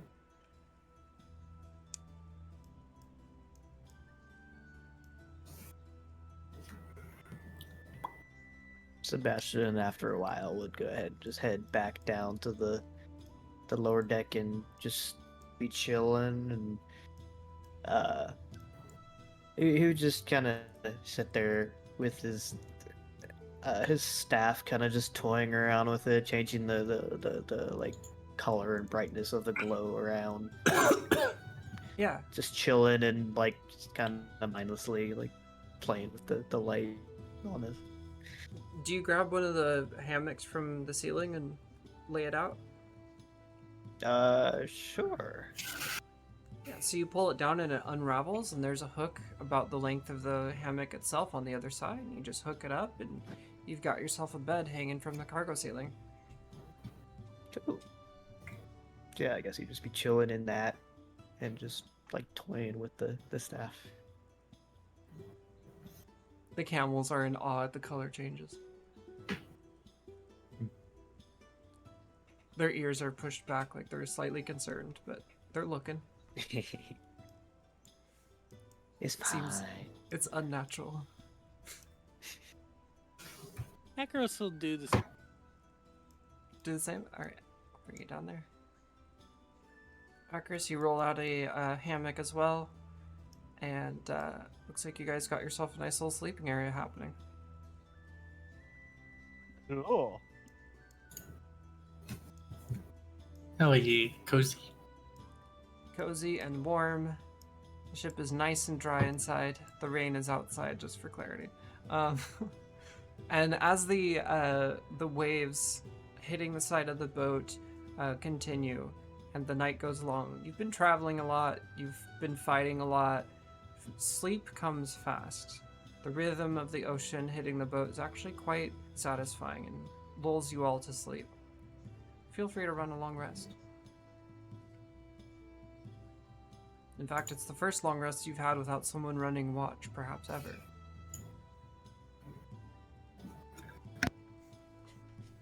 Wowee.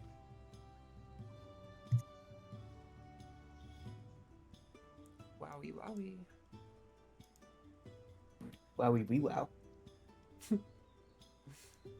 Very nice. Leo. Get that long rest in. Woo! Nappy times. Mm-hmm. This is probably the most peaceful time for Leo to sleep right now. Heck yeah. Accuracy as well if you need it. You might be okay. 'Cause Apparently, the statistics on my sheet got reset in the re-import, so I don't need it to change yeah, them. I was gonna say, I think that's what happened. So, okay. Yep. All right. Let's take a moment to check some music out.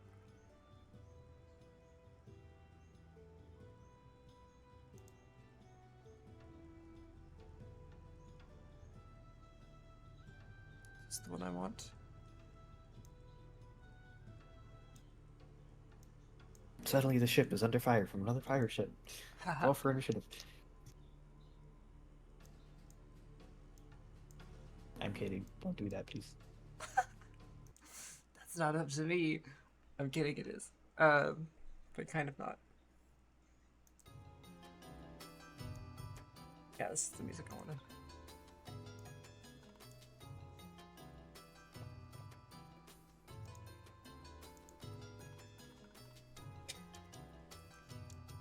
As the day reaches you guys, the sun begins beaming through the windows, warming up your hammocks. You can hear birds, seagulls around the ship flying around and cawing and that sort of thing. The camels have made a mess. And you can smell it, and it's just kind of heating up in the lower cargo deck. Oh no. How can I move them using a mage hand?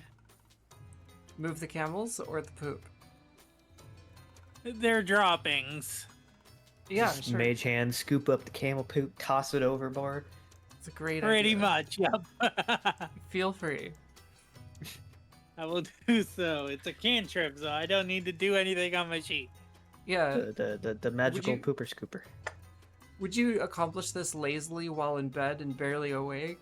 While Yeah. things are just kind of stinky and heating up and everyone's just sort of sleeping in and it's just, it smells gross in there. Yes, he will be about maybe half awake while he's Okay. doing this. I'm just imagining just like rolling over into their hammocks, slightly cracking up in their eyes, just sniffing, just being like, ew, like stank face. What the hell? And then just like eyes still not even really fully open, just like mage hand just scooping it up and just tossing it overboard. Yeah, as if anyone were to be watching, they would see Akris just kind of like, the hair like kind of poked out in weird ways, and they're just sort of looking over, squinting, sort of like frustratedly. And then you see the poop just like picking up from the deck and floating out one of those little windows. And he just kind of like has his arm their arm lazily out and just starts like picking it up and tossing it. The mage hand goes around and opens up a few more windows, and then you see Akris just slump down and fall back asleep.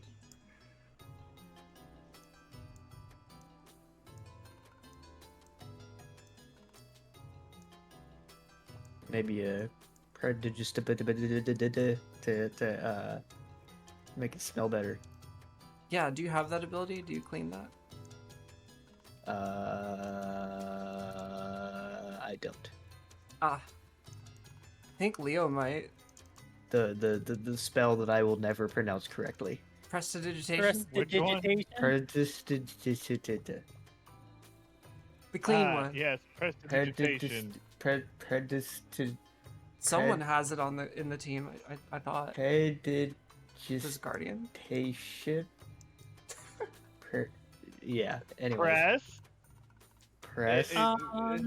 Did Eh? Pidge Before Pitch. that happened, Eh? before prestidigitation happened, Predit. Pred. could Acarus Yeah, I get use it. use Druidcraft on where the droppings landed and basically just sprout up some of the same flowers that were blooming in on the what was the boardwalk of the beach. Wait, didn't you throw the poop overboard though? I did throw the poop overboard. I'm saying where they Oh, you where convert they the camels leftovers. drop their dropping. Okay, yeah. All right. So these like smears and stuff, some Yeah. nervous poops. We'll call. Dang, why does poop keep getting brought up in this campaign? That's stupid. That's on me. I'm sorry. And I'm just, you know, it's reality. It happens. The smears on the deck become flowers as Acarus seeks to clean them up.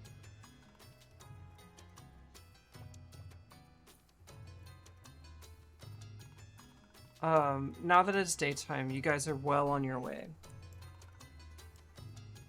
Is there anything else you'd like to do before I do a little time skip? You have about a week or two of travel across the Nandrol Channel, and I wasn't planning on like role-playing the entire thing, so I wanted to do at least a few day time skip before we continue on. If there's anything you'd like to accomplish or talk about or whatever, please do. I guess Bastion would kind of try rough estimate from like the time he spent awake and like outside of the top deck, like continuing his rough estimate of a map, and also just like taking notes on anything he might have seen out while they're on the ocean, like if they're like I don't like any like little islands, these spots along the way or something or whatever. Okay. Doing nerd stuff as Yeah. Sebastian does. You have cartographer's tools, don't you? I do. Alright. Or do actually hold on? Do I have? I know I have the proficiency in it. Yeah, I know I do have cartographer's tools. Yeah. Sick. Okay. So, you've taken off from Aronia, which is on the coast of Makalu. I believe that's what it's called. Yeah. You guys are heading towards Tarbent, which is across and slightly south to the west. So you're sailing from, you're sailing west across the channel, which is a skinny part of ocean. You know that you're heading somewhat south on this trek, so it's sort of a slight diagonal. The ocean here is quite deep, actually. It's sort of a large trench in the planet's surface. A large cut, if you will.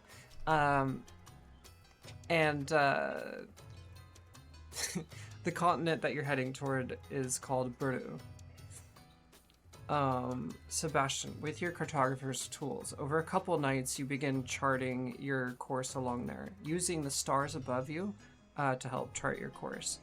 You know that at this point you're heading in the right direction as promised, and is there anything else I can tell you about it? You have not seen any islands since you left the ocean side.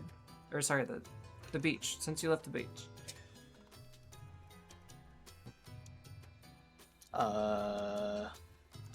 Any interesting aminals along the way that we spotted? A few sharks, various fish of sorts, and seagulls and such. The seagulls are getting less frequent the further out from the coast that you get, but you've seen a few larger birds come by. Nothing particularly interesting, just usual little sea creatures. usual sea creatures at the moment, yes. Nothing particularly monstrous or bestial. Okay. No, Sebastian, low key on the quest to be the first person in history to have the most complete map. Hell yeah.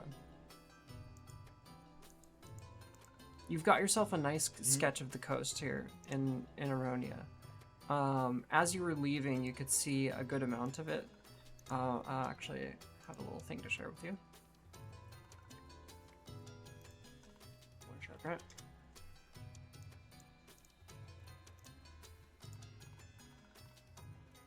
A snippet, if you will.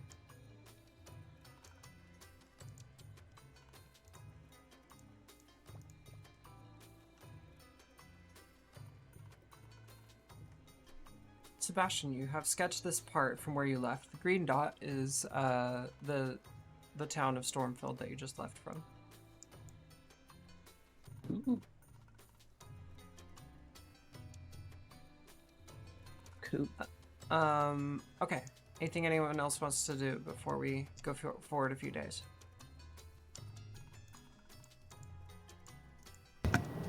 Not that I can think of. Okay. Would any of you have ever climbed the mast to the crow's nest at any point? Anybody have interest in crow's nest? Or heights? You know, Leo does.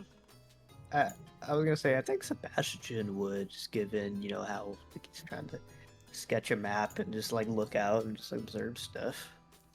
Okay. It would make sense that he'd hop up on the crow's nest to get a better look. So I take it that Leo and Sebastian are taking turns going up and down there and hanging out and making sure no danger comes to them. It's my turn on the crow's nest. He's Mom thinking of says two of it's you. my turn on the crow's nest. I want to go up there. Alright, crow's nest is this way. So. If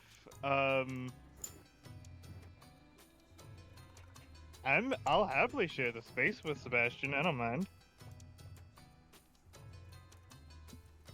Whatever's clever. Mm-hmm. Okay, so 6 days into your trip, you are pretty sure that you're near the middle or the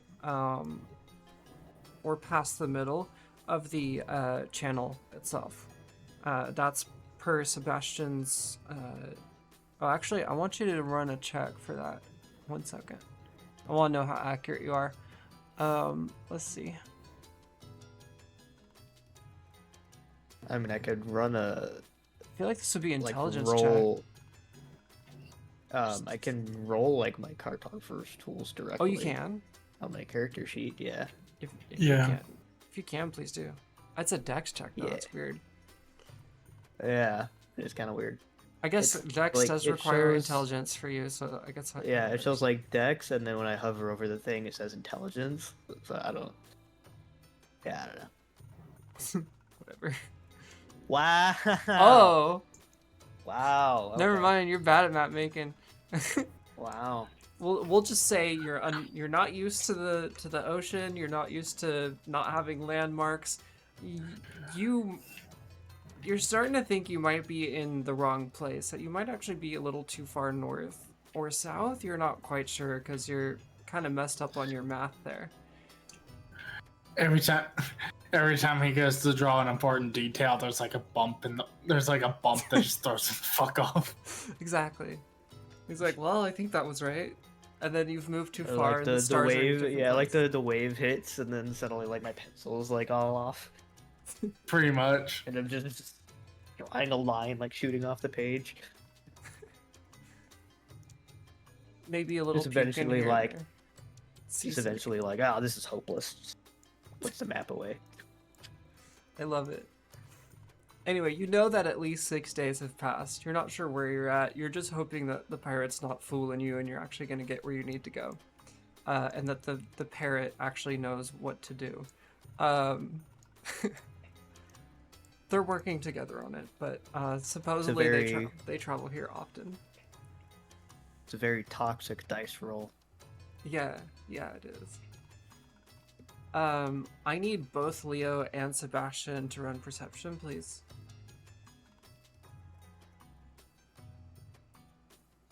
No get advantage, another nat just one. perception.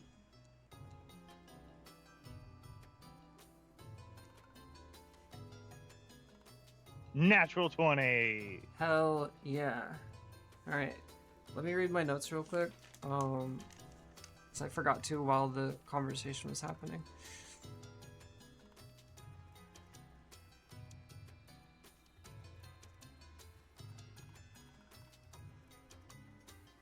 Okay.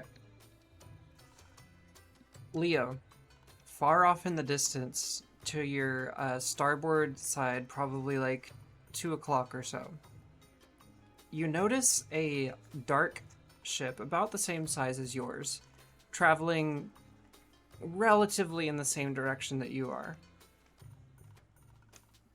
Is there anything you'd like to do with this recognition? It's been sort of cloudy, but it's so far in the distance it just sort of fades into your sight. Not in an unnatural way, just like how things work over the ocean, you know, the curvature of the planet and all that fun shit. Mm-hmm. Is it following us? Is it like It's ahead of you traveling? by several Oh. miles, probably like 10 miles or so, but it's out there. So You're- we're following it? Kind of. You're both sort of angling towards the same direction. Like, say, you're traveling forward, they're traveling forward but slightly left, and they're like kind of at your 2 o'clock position, but like 5 to 10 miles ahead of you. You're high up, so you can see them. Okay. It's the first boat you've seen in a while.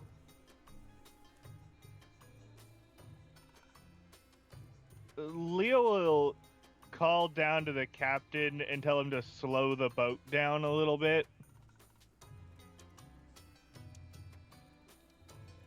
Slow? Why?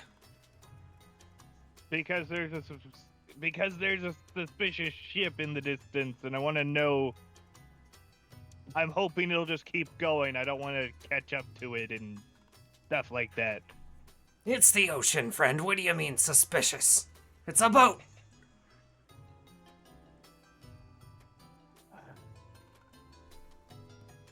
He's got a Fine, boat, whatever. I don't know. I appreciate Dark the ship info, that's though. Keep an through- eye on it. Okay. Leo will just keep an eye on it. Also, occasionally, As just you can only can doodling keep in one the- eye on it. mm-hmm. Ain't that the truth? Leo will also be occasionally sketching in his notebook.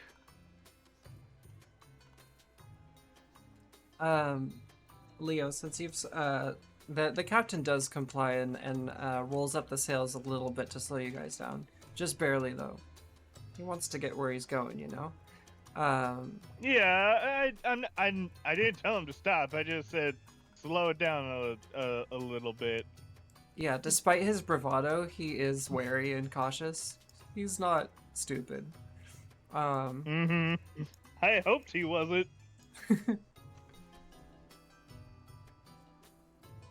Some time passes. Is he as smart as the pigeon though?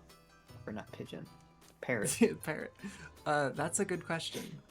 That's a good question. The parrot. See, the parrot is the real captain. Mm-hmm. Secret. Who knows? Maybe it's just one being. The two of them. Oh, I'm kidding. It's not. I But, mean, That would be more like technically a- they could be. I feel like that would be something more in like a Curse Strahd. Yeah. Things aren't that fucked up yet. Yet? Shh.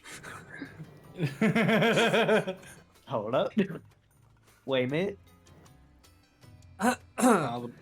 Anyway, Ocean Times. Although I mean, we did run into a tower made of literal bone. Yeah, okay. Yeah, there's been some foreshadowing. I won't deny. Um, an hour or two passes, and Leo, you've been watching the ship. You notice that they slowed down also. In fact, they've really slowed down.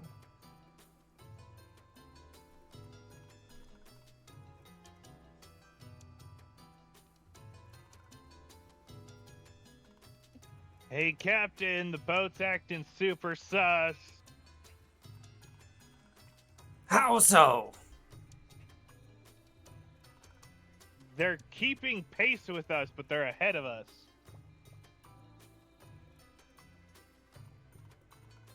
He doesn't say anything. He just like picks the parrot up and puts it on the wheel, and makes his way over to the mast.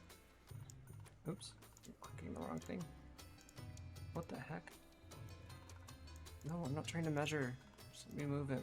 Thank you. He makes his way to the mast and climbs the pole. He can't see anything, but he does it anyway. Comes up and just sort of stands by you guys. Now tell me, does this boat have any markings? Can you see that far? I probably could with a spyglass. Oh, yes, my bad. He reaches into his belt and hands you a telescope, or one of those like handheld ones. Huh. He's blind though, isn't he? He wasn't at some point, presumably. Oh, that's fair. I mean, maybe it's the parrot. It belongs to the parrot. It might. It may be a family heirloom. It might have some sort of personal significance to him. He has one, though, regardless. Leo will take the opportunity to use the spyglass to scope out the ship a little bit further away. Alright, investigation, please. Investigation? Yeah. Okay.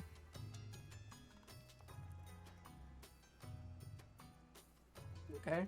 Insight as well, 18. please. Okay. Also 18. Sick.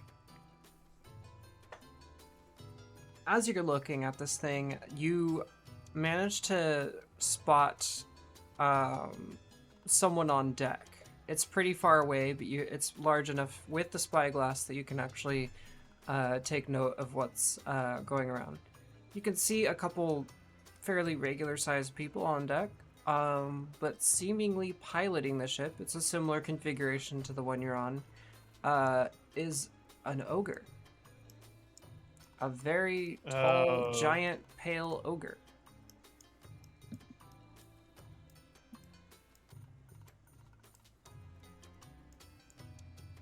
Other than that, you don't see any markings that indicate that it's being hostile. Though it does seem like other people are looking right back at you from the crow's nest. Leo will oh wait, no. Leo will dang it, I can't even do that. Hey, Sebastian. Mm-hmm. Can you wave in that direction as he is pointing off in that direction towards the ship? Okay. Sebastian will confusingly wave. Okay, cool. Wait, why has What are, Sebastian and not Leo? Because Leo is holding it. What is using one hand Oh, yeah, to dar. hold? Dar. Leo only has one hand. Yeah, my bad. That's why. I'm He's sorry. all right. Sebastian, as you wave, the air gets a little cold. Leo, you see the the other crow's nest, the person there shouting at other people on deck. You see the sails shift direction and the ship make a hard turn to port. Son Fast. of a bitch, they're coming towards us now. As it gains speed, you see running around on deck. You see weapons being loaded. It's heading straight towards the Ravati. Yeah, And- I had a feeling we're gonna get attacked by a bunch of shit-eating pirates. They're coming this way now.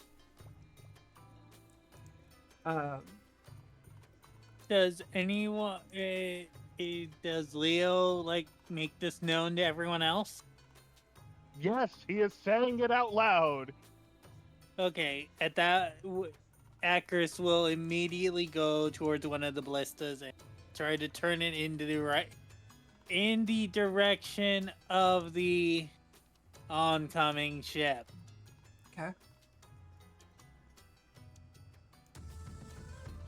Oh, no, it's not the right one. Yeah.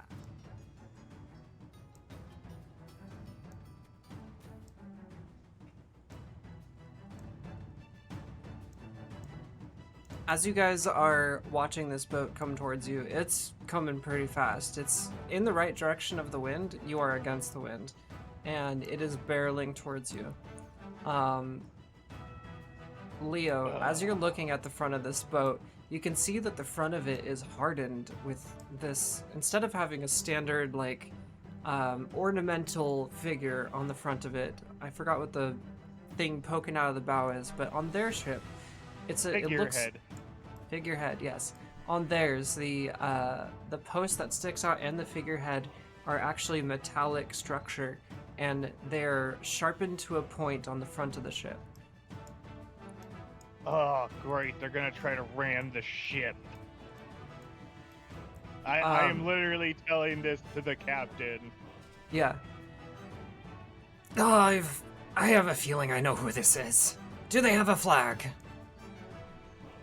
Is a flag raised now that they're on the offensive? Yeah, as you see them getting closer, you can see a flag being raised. It is a black flag with a broken skull in the middle, split down the center, a club to the right and laying down in front of that, and a diamond with a slash through it to the left. I describe the flag. Oh, I know who these are. This is Diamond Cross. We don't want to mess with them. Or rather, we don't really have a choice, I think. Is there a chance that there'll be we could parlay? No.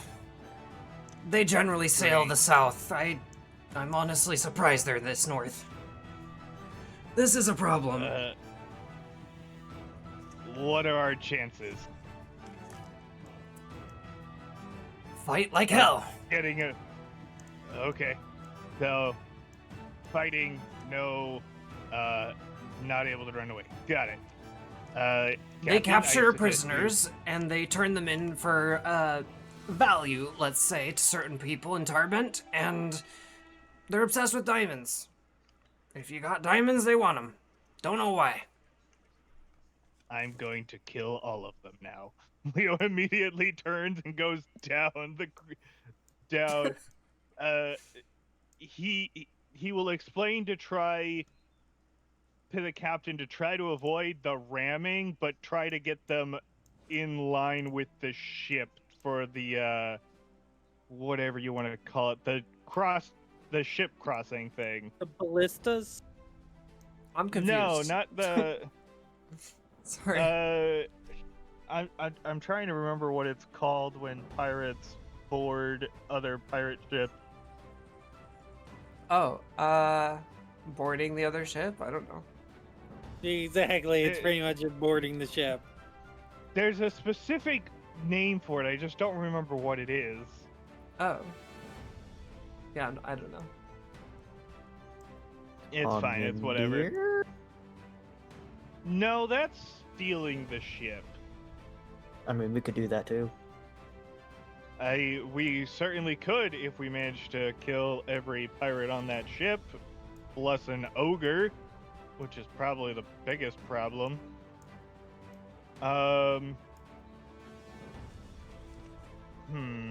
should have done that earlier, but I can't do that now. So I guess Basker's the only one that's available, so that's fine, I guess. Leo, as you're making your way off the crow's nest, do you hand the spyglass back to the captain?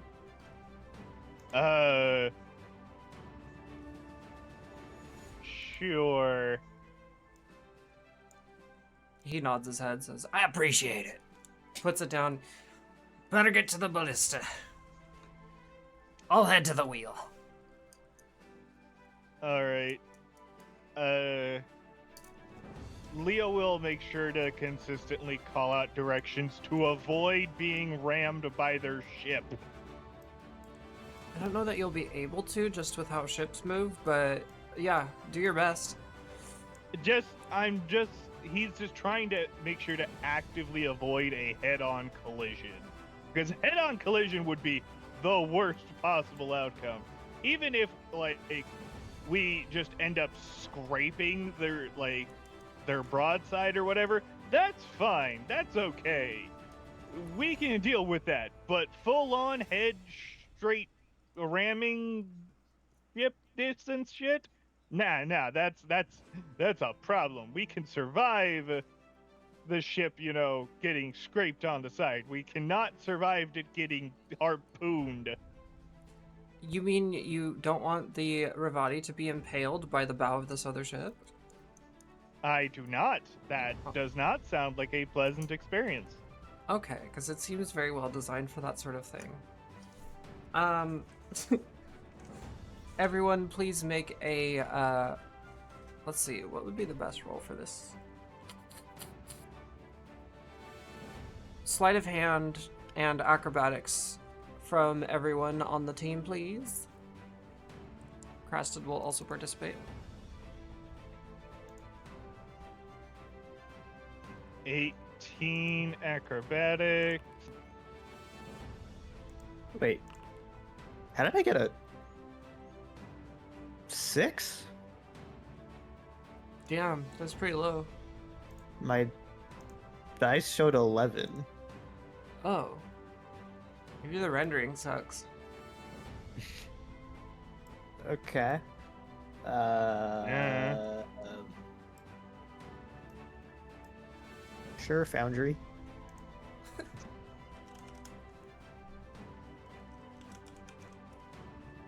My dice was literally just chilling on 11, but it showed up at nothing as 6. If you'd like to roll again, you may. Yeah, that was It's generally a fair thing, but very, very weird. yeah. I'll take that. All right. Okay. I'm tallying up everybody's things, and I'll have a solution for you guys soon about what happens to the boats when they meet. I gotta do math.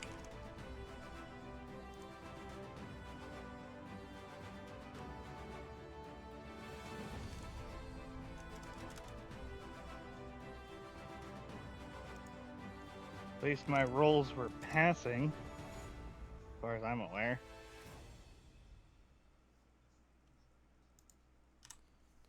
Ba-doop-a-doo.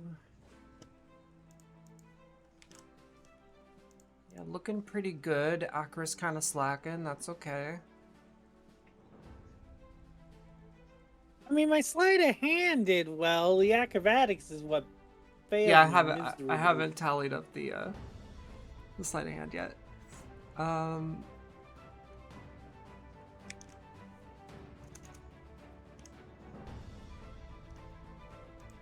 Oh, Guardian too. Oof. That's okay. You guys are making up for each other. That's good. That's teamwork. Teamwork makes the dream work. Mm-hmm. Usually.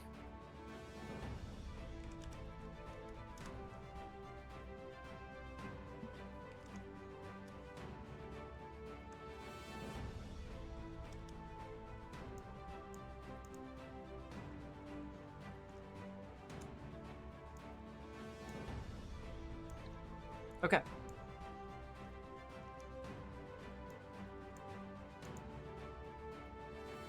I have math for you. As the boat is coming in, it happens quickly. As you are all preparing the ship for battle, just time goes by pretty quick. The boat gets to you guys, and you're working with the parrot and the captain to maneuver the ship, adjusting sails, all that sort of thing. And you do manage to maneuver the boat to rotate around just at the last second so that the impalement does not happen. However, the other boat does slam into you, and the second that it does, the opposing party launches their ballista into the side of yours and cranks it down to attach it to your ship. They immediately board. Oh, goody.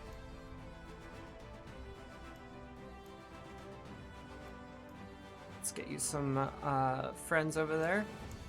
The thing is, though, their boat is attached to yours, and you would be welcome to visit theirs as well.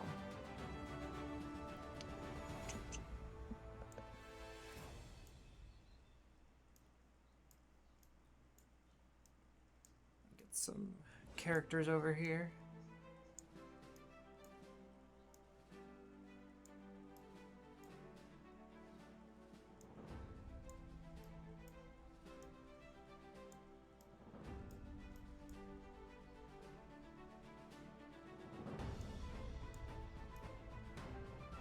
Okay. The initial set of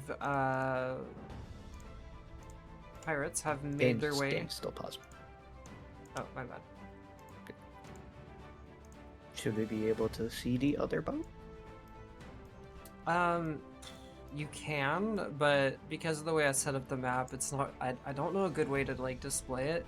It's basically the same thing. I'll screenshot it for you, or I could probably just drag your character over. Let me see. That's me. No, stop. Damn it. Wee. Alright, can you see the top deck of that ship? Yeah. Okay. I mean, honestly, like, I think the simplest way to do it is just to reveal the whole map to everyone, and that'll just be fine.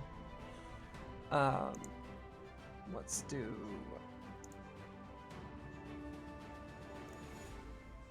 Is it open for everyone? Can you see the whole thing? Not like the whole thing. Like there's still like some like black areas. But can you see the other boat? But I could see, yeah, I could see the other boat and stuff. Okay. Well, and you can see the labels of like lower deck, main deck, top deck. Part of it. Oh.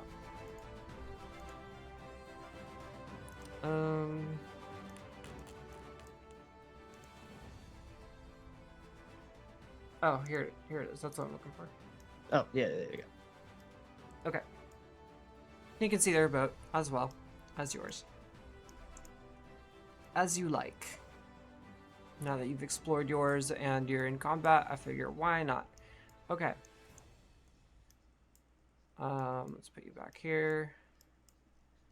Okay, I'm gonna need everybody to join for initiative. The first set of pirates hop over, including their captain. Would it be would it all be on the top deck, I take it, or It depends on where you were during this whole thing. How would Guardian be reacting to the day's proceedings? I think for the most part just kinda I guess she would be on the lower deck, so truck. I mean, it would make sense because she's just kind of hanging out. I mean, you'd hear the commotion happening at the very least. Yeah. You, So you I may got. or may not hear the shouting from when Leo first informed the group about the boat. It's been at least a half hour since then. I mean, if they made a. I mean, it would depend on, I guess, how big of a commotion it was made, but I imagine she'd start making her way up if felt another boat ramming into the other one.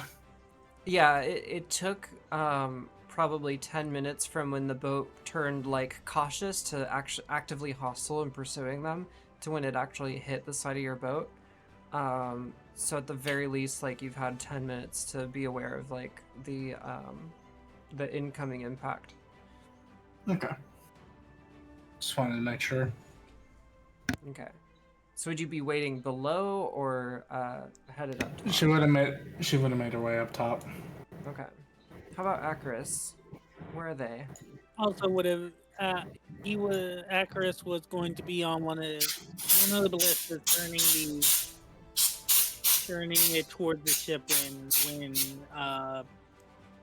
Leo had already warned everyone else. Okay. Basically, trying to get a shot off before they boarded. Yeah. Is someone We using can an hear air your compressor? compressed air. I thought I was muted. I was doing something. Oh. Homeboy's doing whippets over there, goddamn. Alright. No, I'm cleaning something. Just make sure something doesn't live in my motherboard. Yeah, no, I got you. Sorry if I insinuated something awful. Them those bunnies breeding. Okay. You know, I thought there was a ballista item for you to use, but I'm not seeing one. What the hell? I think we were just going to use last time we had the thing. It was the mounted crossbow. Yeah, we could do that. I was about to go. There should be a siege weapon, and I want to say it Yeah, was have the DM. mounted heavy crossbow +1. Maybe make that into a +3 or something, considering how Yeah. much larger these are. Yeah. Oh, hold on. Hold on. I have it on the DM's guide. Give me a second. Because it would be under siege equipment. I don't think I Is got it anything just- that fancy. Is it just a ballista? Mm-hmm.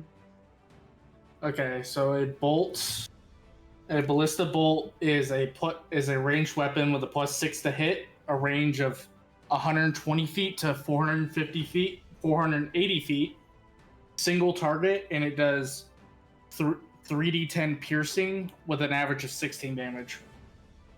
Do you mind sharing the I'll- stat block? Yeah, I'll get it for you and send it to you. Thank you. Yeah, Yeah, there's not one in the SRD, so I don't have one because I don't it's have any of it's the. in the DM's. It's in the DM's guide. Yeah, all my stuff is paper, so I don't have like anything Yeah. on D&D Beyond. That's fine.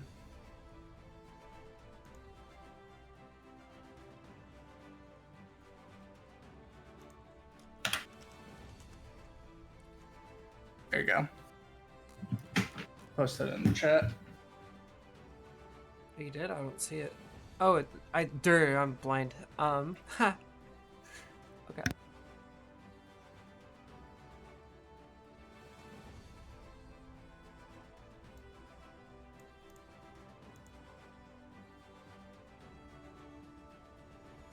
All right, Agris, I'm gonna give you a a preliminary shot as the other ship is slamming into you.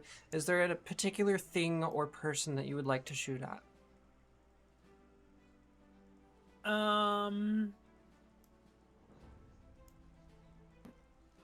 Shoot the ogre. Yeah, that was my plan. Try to shoot the captain out. Okay. So as the ship is approaching, the ogre is at the wheel, and Yep. so you'll be hitting over that. I'm gonna put the ogre in the right place. Take him So out. it's Get him out of here, coach. I'm gonna reveal the ogre. Bottom right of the map.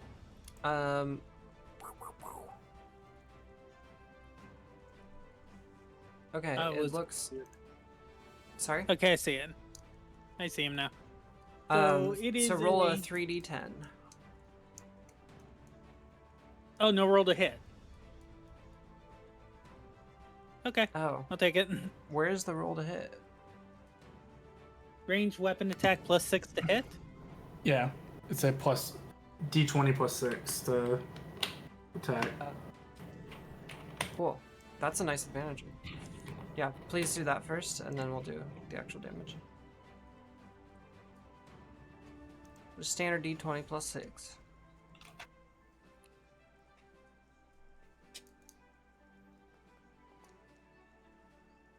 So close. Ooh, So close. nice though. Real nice. Alright, roll that damage, 3d10.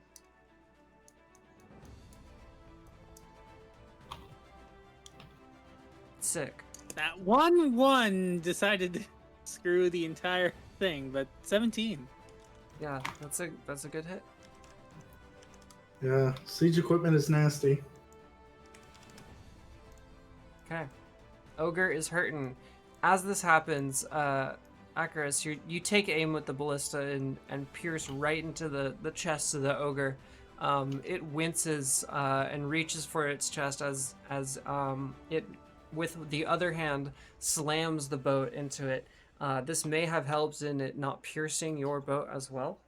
And as this happens and the other crew shoots their ballista into the deck of yours, and they crank it down, they hop right over, and we will begin combat. Blue, blue, blue. Let's get everyone in there and do combat. Please roll for initiative.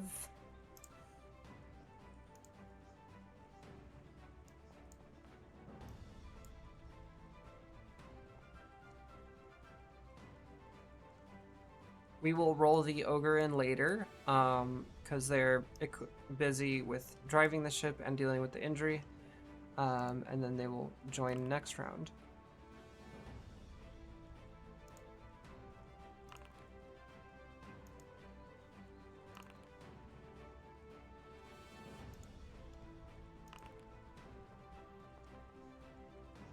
Damn, low initiative rolls. What the heck?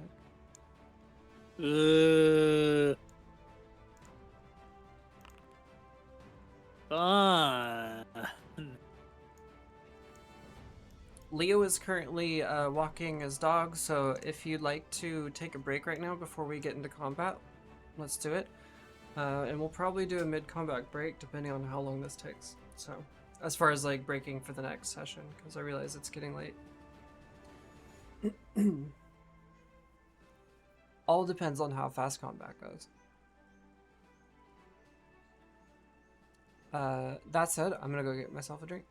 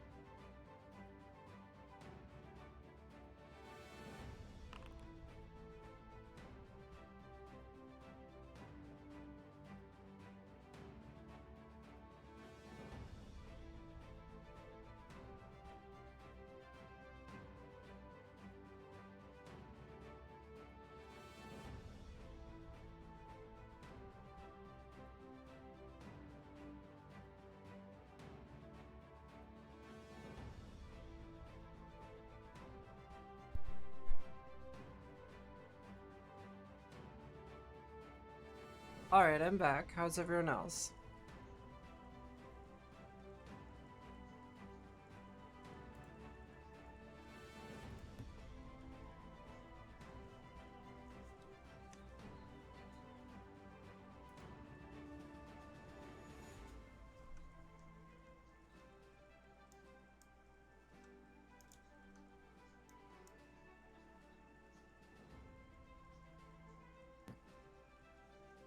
I am trying not to doze off. You got this. I'll do my best to have a 10 o'clock cutoff. Yeah.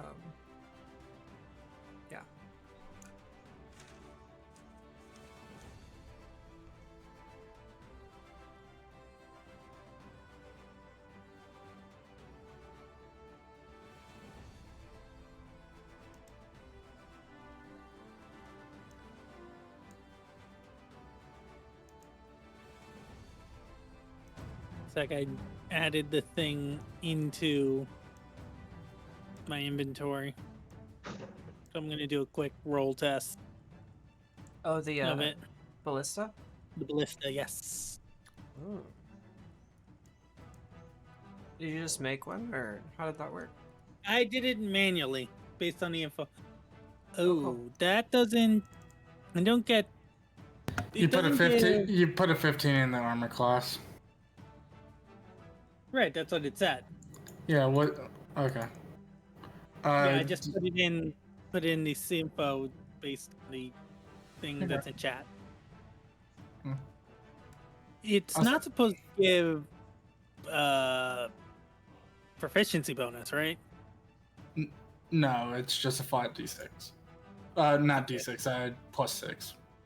Yep, I need to change that then, because ability modifier none. That Once you should do, I'll- fix it. I'll save the weapon and distribute it to everybody else who wants to use one. So I appreciate that. There it is.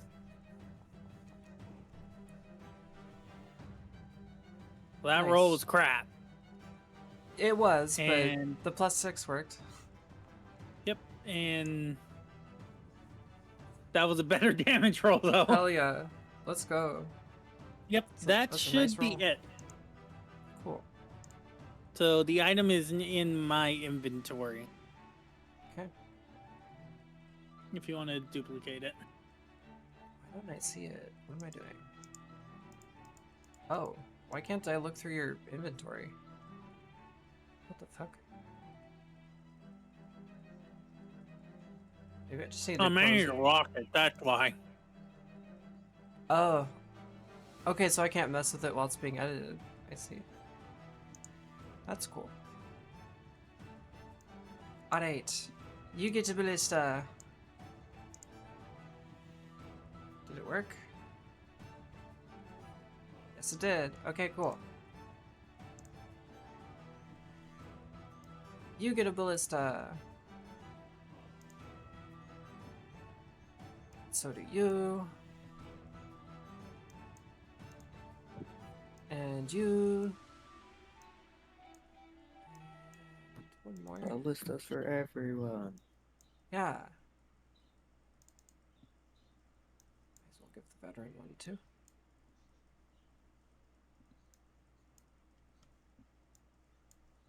Okay, I think that's everyone. Leo, please roll for initiative now that you are back. Initiative. Shit, where'd it go? There it is. Hee hee. Thank you.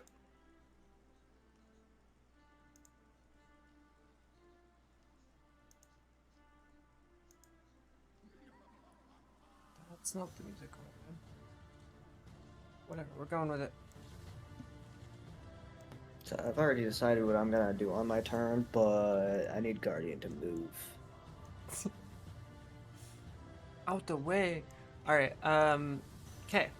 We're getting into combat. First up is gonna be our lovely captain.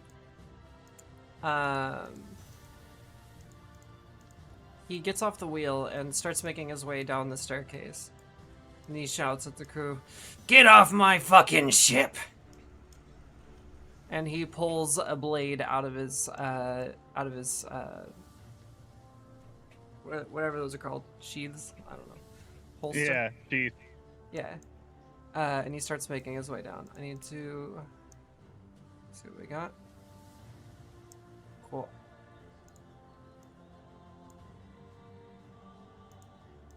Let me move the captain, please. Thank you.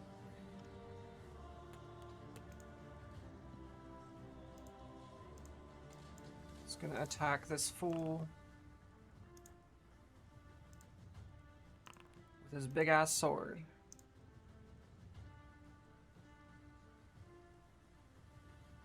Oh, it went twice for some reason. Whatever, I have to take the first one. The AC is acceptable. Alright. Let's go.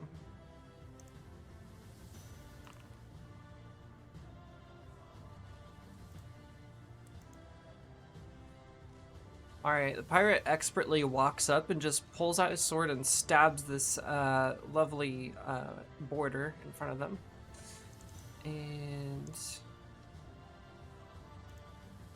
calculator, please, because my brain is not with it that much in that way.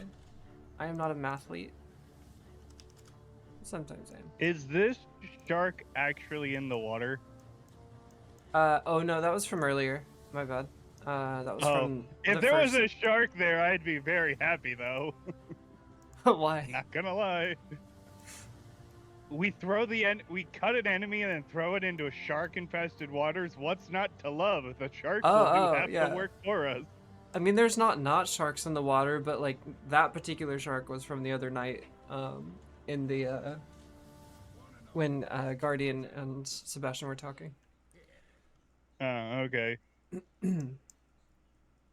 All right, Leo, it's your turn. Oh, yay, goody.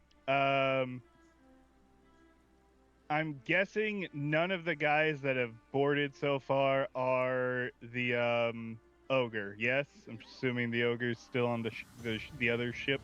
Correct.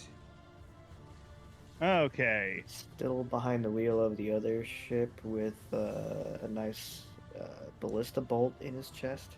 Oh yeah, I don't think you were here for that. But Akaris managed to get a ballista bolt in the chest of the ogre as they were slamming it into the ship. Oh, cool. That's not a bad idea. You do First, have siege weapons at your disposal, but it is point blank range at this point. Yeah, it'd be more debilitating than helpful, probably. Yeah, your mobility would suffer. Yeah. First, Leo is going to go over here next to Acarus, and he is gonna Flame Tongue Scimitar the guy that's in front of him. Okay. This one specifically. As your scimitar ignites, they look at you with like kind of a bewilderment and fiery anger right back at you. 21. That hits. Cool. Right. That's the fire damage. Here's the 8, 9, 10, 11 damage total. Okay. And then, off the cuff, I'm gonna shove this guy right here. All right, that is the captain. A female elf. Oh. Okay,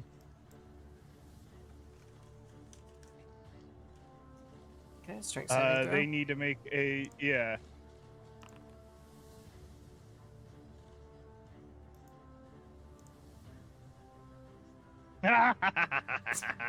She's pushed 5 feet away, which means she's pushed into the water. You pushed her overboard. pushed- Fantastic. Yep, now she falls into the water. That is all I wanted. As you do that, you hear her shrieking out, "You stupid half-breeded motherfucker!" and splashes into the water. The racism, profanity. Half elves get a lot of that. Leo's used to it. He doesn't give a shit. She's just Yeah. a stupid elf that's turned to piracy.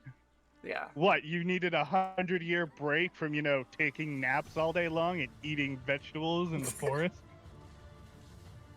Something like that, yeah. Shots fired.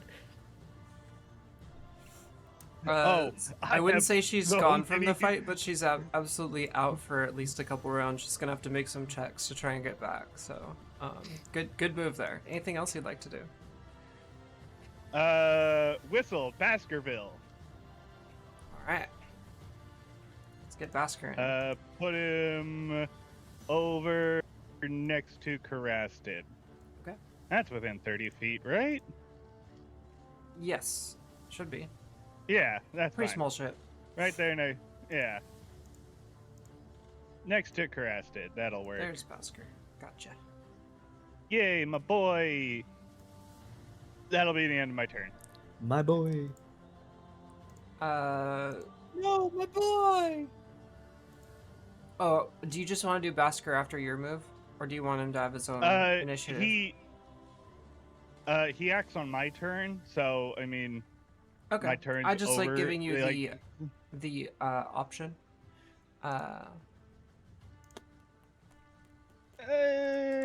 It's fine. It's a It's gamble, fine. if you will. So, Yeah, it's easier to just have him go after me. Like, even if there's like an initiative or whatever, it's just easier if he's just after me. yeah. All right. I will keep that in mind. But if you ever want him to have his own initiative, let me know. Or if he's like significantly separated from you, I would say it's needed. But in most cases, Mm-hmm. it won't be needed. Yeah. All right. Our delightful friend over here. This wild-eyed motherfucker's gonna look up at you, Guardian, and start making their way up the stairs, and take a swing at you.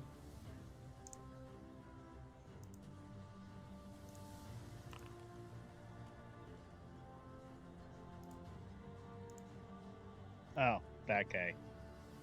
This one. Yeah, I was about to go. That definitely hits. Yeah, I thought so. I was like, I don't have a really high AC. No. 13. Okay. Let's see. Up to Crested now. Shit. Sorry. What's up? I accidentally pressed the charge button and I wasn't supposed to. Just ignore it. I shall.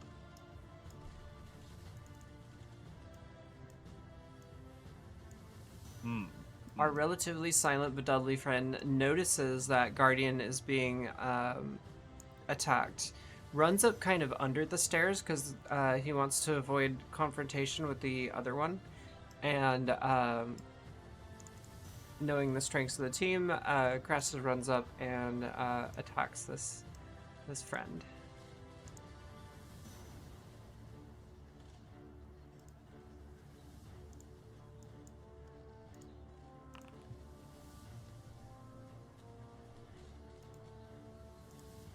That's a hit. Oh yeah, it is. Crest is finally hitting shit. Yeah. And then because Monk, bonus action, another one. Banger. Let's go. The hits aren't very strong, but they're hitting at least. Alright.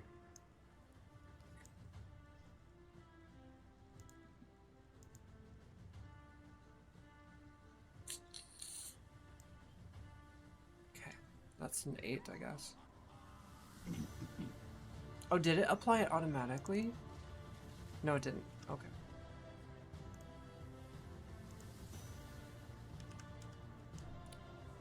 Hold on.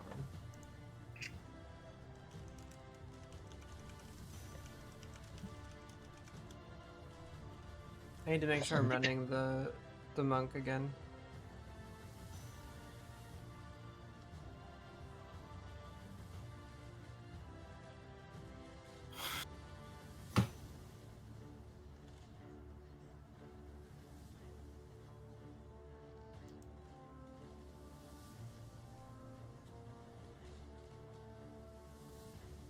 Yeah, he needs a fucking monk weapon, that's for sure. Okay. He do have a dagger, but I just can't remember if it's like 2 hits on primary and then also a third as bonus, or is it like 1 hit primary, 1 hit bonus? But I know that he can do 2 full attacks, but that's all I remember. Um, I if you're wondering about the martial arts stuff, he Yeah. can make 1 main attack, which is, currently unarmed strike, or he can use it as a weapon attack, and then he can do 1 offhand strike with an unarmed strike, or he can expend a key point and do 2. And that's flurry of blows. okay. That's what I thought it was. So yeah, right So now it he just doesn't have a good weapon for it, so it is what it is. yeah, So just 2 currently unarmed. it's 1. Yeah, currently it's 1 or 1 in. It's either 2 or 3 attacks a turn. There. Yeah, Sorry, I'm getting frustrated at my own wording. Ugh. it's okay. Let's see. Next one is the one in front of the captain. Gonna take a swing at the captain.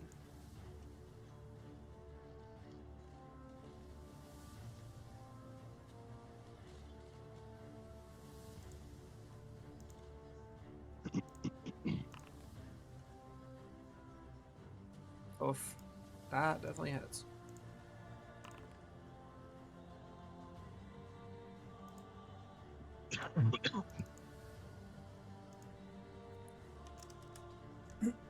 The captain of the Ravati takes a hit, but is well trained in battle and is doing just fine. Sebastian, your turn. Okay, everyone's positioning now is kind of threw a wrench in what I was planning. So, Also, because of prior conversation, I don't think you did leave the crow's nest, so you do have height advantage if you'd like to use that. okay.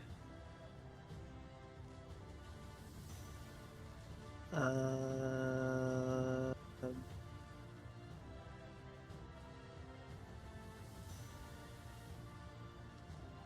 let's see.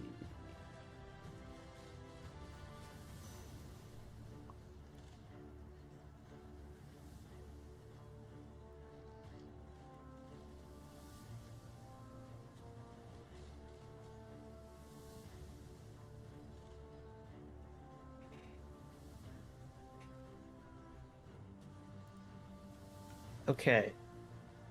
So, I have a question. I have an answer. Um, being the captain is in the water, Yes. would would like lightning or any other kind of damage like that have any extra like damage or effects or anything? I would say yes. Okay. Um, in that case, so hang on, it have to be. Oh yeah.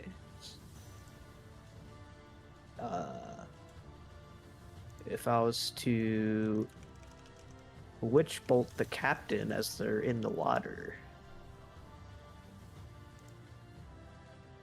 Yes. Since that's lightning damage. Yeah. I'm looking for a proper bonus for you, thinking and all that. I do want to make sure you get a bonus from that.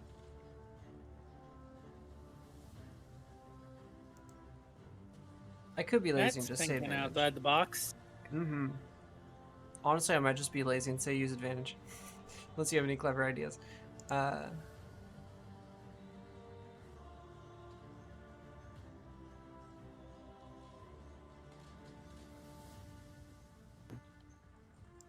Yeah, I let's mean, just if do anything- advantage on both, honestly. Attack and damage. Due Okay. to it just being hyped up, you know, it's amplified. Why not? If you miss, you're still gonna hit her. Due to how electricity works. Eat. Anyone? Yep, that works.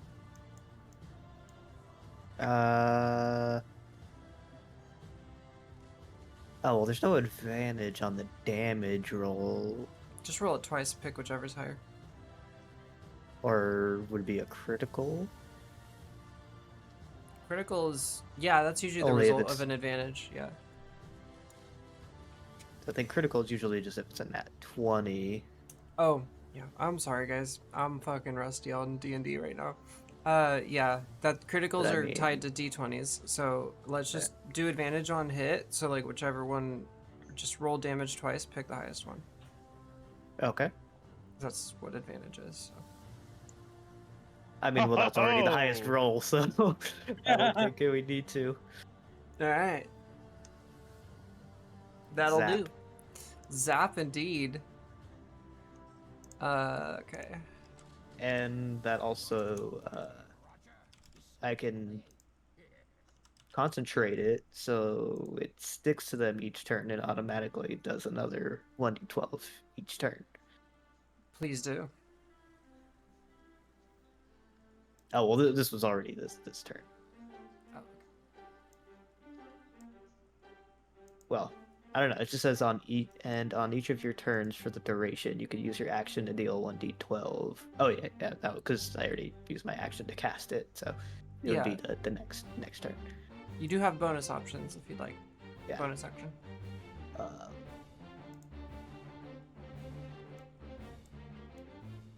Oh, and I still have my movement, I guess, so I can use my movement to hop down from the crow's nest.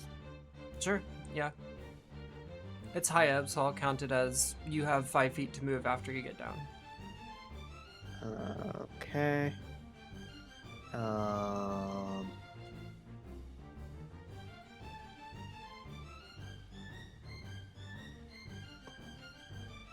I guess. Whoops. Use my last 5 feet and bonus action dagger Sure. on this guy. Alright. How about it? Or not. That does not hit. That's fine. Okay. Up next is Acris. You are on the Imagine ballista. Yes. Evil captain not having a good time right now. Mm-mm. Based on the wording of the ballista, does it take a full action to do a full reload and all that, or? Let me read.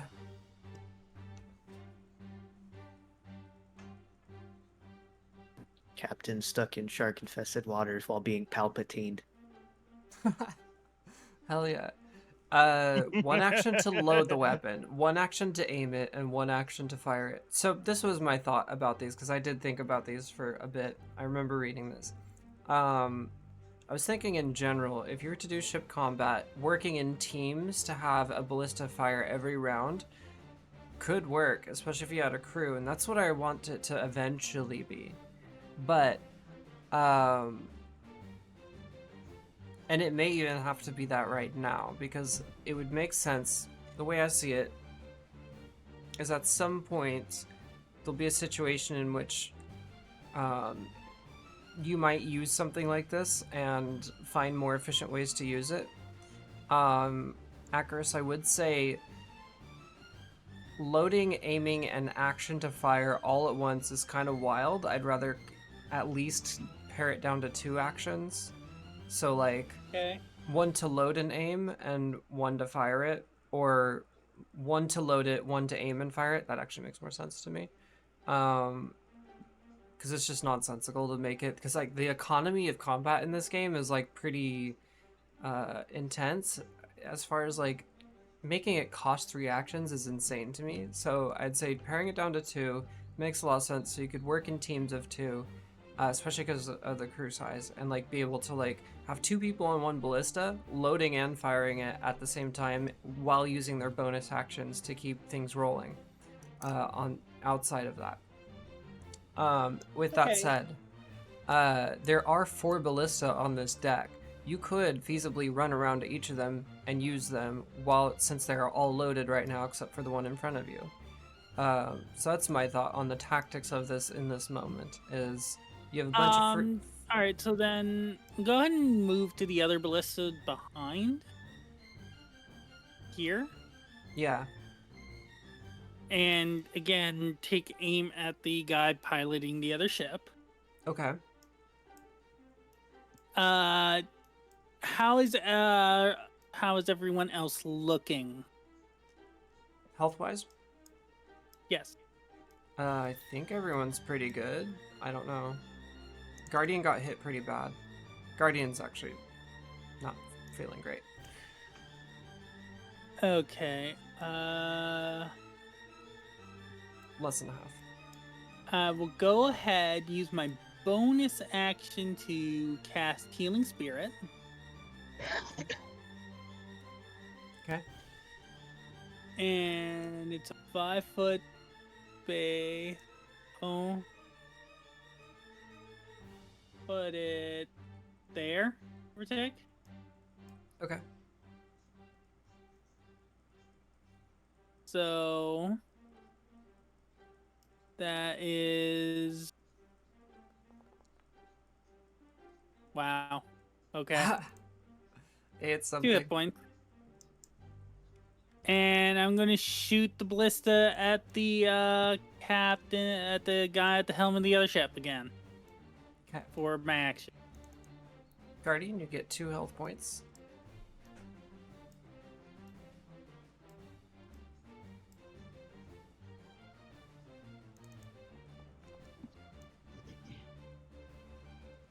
$17. That hits.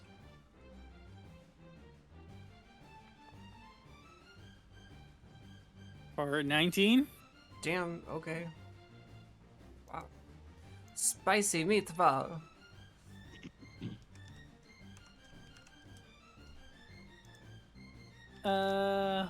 Second.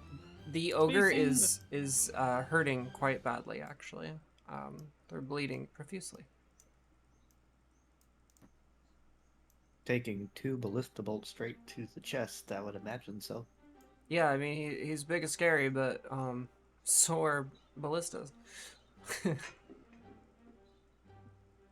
Shooting the ogre, that's a smart move. Mm-hmm. God, it's so fucking hot. Okay. Right? Now I Oh know my what god, I'm I'm dying. doing. I know what I'm doing. Last thing I'm gonna do in my turn is move over to the 3rd ballista. Okay. That'll be my turn. Alright, so the 2 on the right are unloaded. Just so everyone Yes. knows. Do you think it's hot? Try and guess what the temp is here right now. Oh my god, yeah. Worse. Definitely worse. Like, Leo and I are both coastal, so yeah, worse. Mm-hmm. It's 102 God damn, right now at 9:30? Like, at 9:30 at night. wow.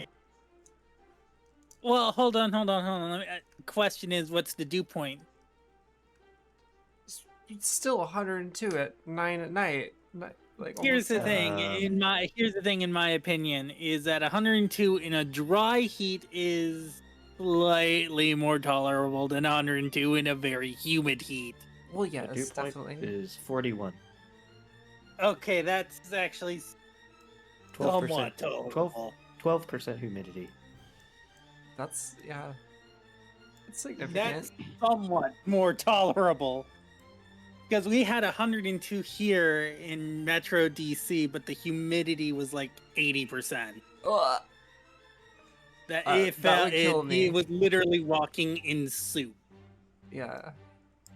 No, that's So ridiculous. again, Yeah. But It's also it's dark high out. here, but in the flip side, it hits like 115, and like yeah, there like, was 2 days where it hit 120.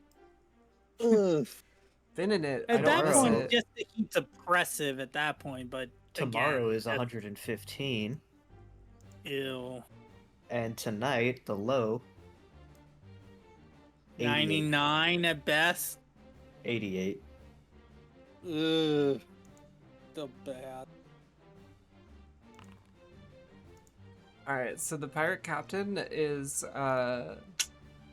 trying to make some checks to get up the side of the ship, and she has failed her first one.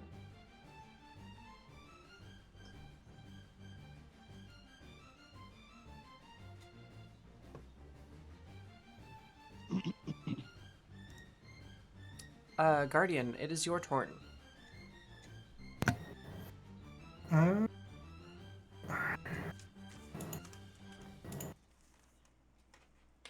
Just checking something. Mm-hmm. All right.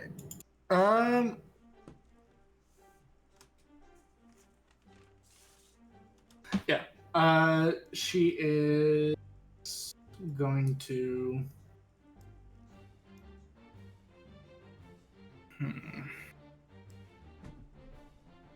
Also, just a reminder, you can get up onto the top deck here, because, like, in real space, you're, like, standing right here. This is where the top of the stairs is. That's fine. Yeah.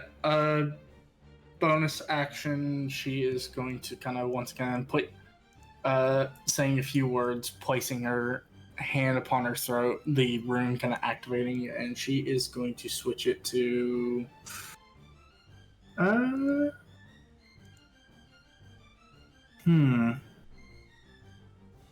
It's gonna glow a kind of lightish, kind of boggy green as she is going to inhale, and then just as she exhales, this large kind of greenish purple smoke as she's gonna breathe out a dragon's breath. And for clarification, this is a poison damage. So she's gonna aim it. She is going to aim it like kind of like that. Okay. So So they both need to make a check, yeah? Yep, they need to make a dexterity saving throw of 15.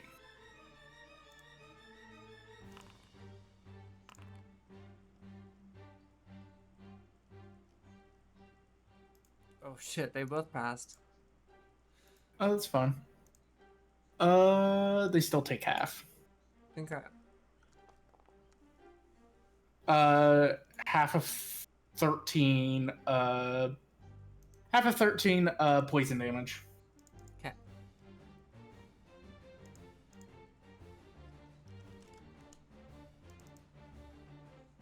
Okay.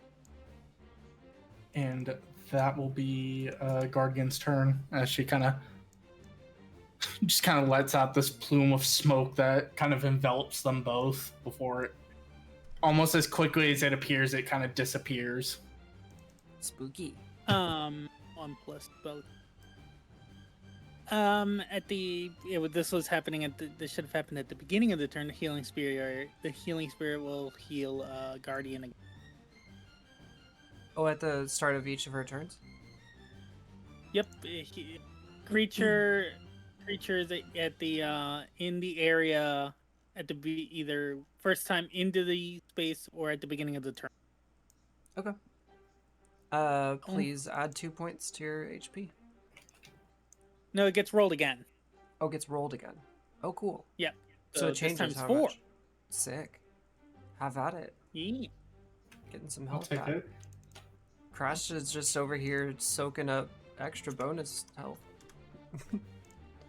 Is Crested a construct? I can't answer that question, unfortunately, for lore reasons. Well, the problem with that is that if it is the spirit cannot heal constructs or undead. Hmm. It's genuinely a I mean- complicated answer. Like, I mean, that's for us to find out on a later note if need be. yeah. Yes. We'll just say it heals him in this moment for the purposes of Noted. combat. Noted. Okay. Bithoika. Gonna attack Trellian. Oh boy. 13. 13 misses. Oh shit. Slipping on the deck. Alright. Top of the turn, we are bringing the ogre in. Oh goody. Come join us, ogre. Bask in the Balls. glory. Alright, it's Captain's turn.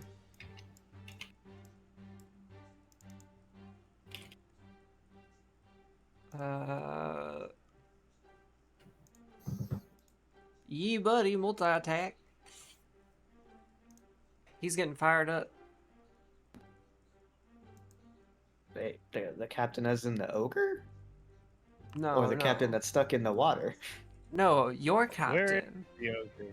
Oh, Friendly oh, captain. oh, right. There's too many The captains. half-orc. I know, there's a, well, the ogre is not a captain, though. The ogre is a first mate. But, yeah, Good your captain, bad half-orc captain. blind captain. Yeah. Oh, that's where he is, technically. The veteran He's is although- is the captain. No, Oh, you're I was talking about looking the for ogre. Yeah, I was looking for the ogre. I had no I didn't realize how big this map was. Yeah, scroll around a bit. That's the boat layout. Like top I couldn't think of a good way to display it, so I'm just like, here's top deck, middle deck, lower deck, you know. Whatever. Out of curiosity, there's like a button or a switch or whatever the heck it is for an anchor somewhere on their ship, right? Why do you ask? Uh, just in case, I have an idea for later. Okay. There is one, as most boats have an anchor, so yes. Okay, cool. As long as I have a general idea about where it is, it's fine. Okay, I'll let you know in just a second. Let me get this math done. Yeah, sorry, I was No, it's okay. curious. You're good. Bum, bum, bum, bum. 13 damage on this one.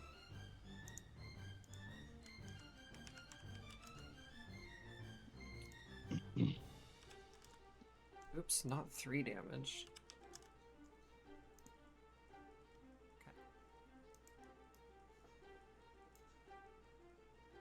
Okay. Leo, to answer your question, so on the deck of the boat, I don't have it drawn, but like, between these is Hmm. gonna be the turny thing where you like walk around it and like lift it up. I forgot what that thing's called. But there is a mechanism attached to it that locks it in place, and it is currently latched into it right now. Cool.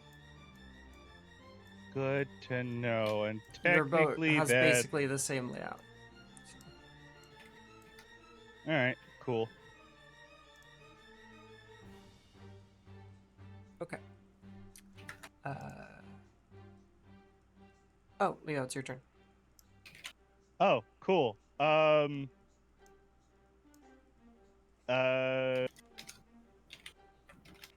I'll first I will carve into the guy that's in front of me once again.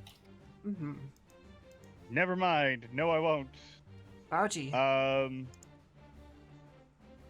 In that case, I will. Ah, dang, the angle on that is not going to work, though. That's a problem. Well, hold on. I need to. Where is? Nope, not there.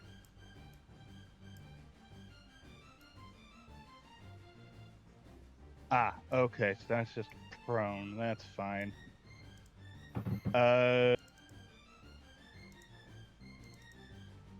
Cool. Basker will move over here, and then he'll do a charge. Oh, nope, don't want that.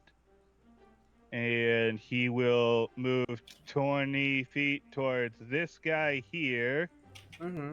And I need to make a maul attack. Righto. Also, not to forget, but do you want to do a oh damn, that one though. Do you want to do a bonus action for Leo? Yes. That is my intention. I just wanted to make sure Basker went before me, but he failed, so it's fine. Okay. Yeah. Bonus action will be.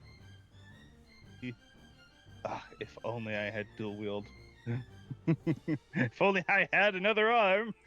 Yeah, you kind of need another arm before you get dual wield. Yeah, offhand dagger to the guy in front of me because might as well. 11 to hit, probably misses. Doesn't hit, yeah. Yeah, that's fine. That's the end of Leo's turn. Okay. One day I will have another arm. Yes. Maybe. Okay, it's Ogre's turn. He gonna do a big ol' jump. Stinky ogre. So moves over. Let's see, how many feet was that? That was 10 feet. Okay. And then I'm gonna need him to make a check. But who's steering their boat then? Well, neither of you are steering your boats. It's both boats are like attached side by side, like parallel, and they're like strapped together, and you guys are just kind of like free floating around in the ocean as you fight. So there's no more need for him to steer the boat, basically. He does succeed his ability check and manages to make his way over to the to your guys' boat. Oh my god. Foundry, work with me, please. Cool.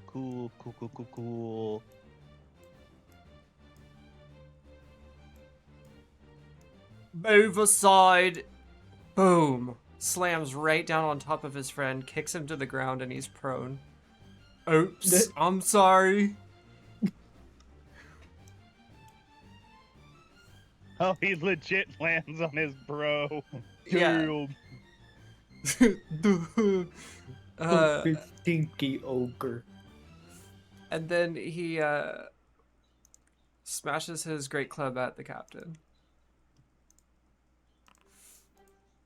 What makes the club so great? 'Cause it's his, and he loves it. It's on the flag. Complete miss. The blind captain just sort of like closes his eyes and swiftly moves out of the way. He's actually quite agile.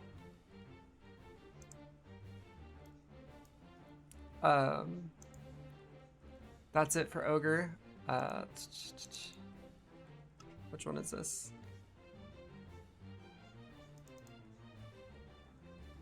It's there, go. Wait, am I on the right one? Yeah. Gonna take a swing at Crested. Confused in the smoke from Guardian.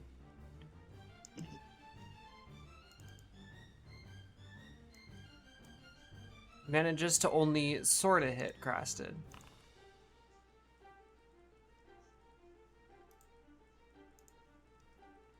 And gets half damage. Crested brushes it off like it's nothing.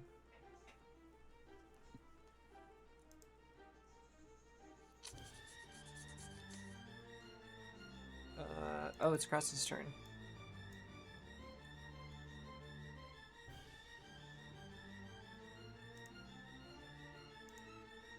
Gonna strike back.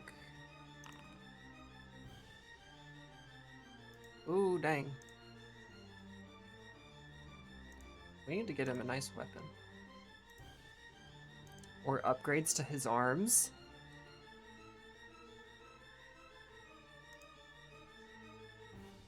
Who knows what new lands will hold. Give him some like little hydraulic arms or something. Yeah, little pistons. Yeah.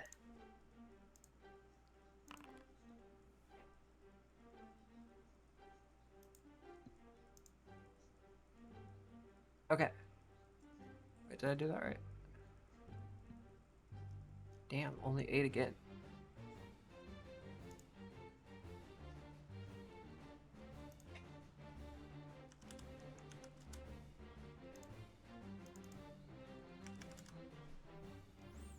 Okay.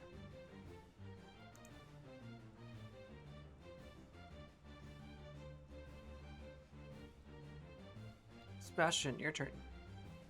Or wait, no, never mind. There's one more. Oh, the one on the ground. Oh, they have to make a check.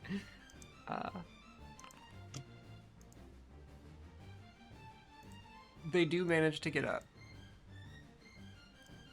And then they move to the side a bit. You stupid fucking ogre! Now it's Sebastian's turn. Yeah, that's right. Stupid. Big, stupid, ugly.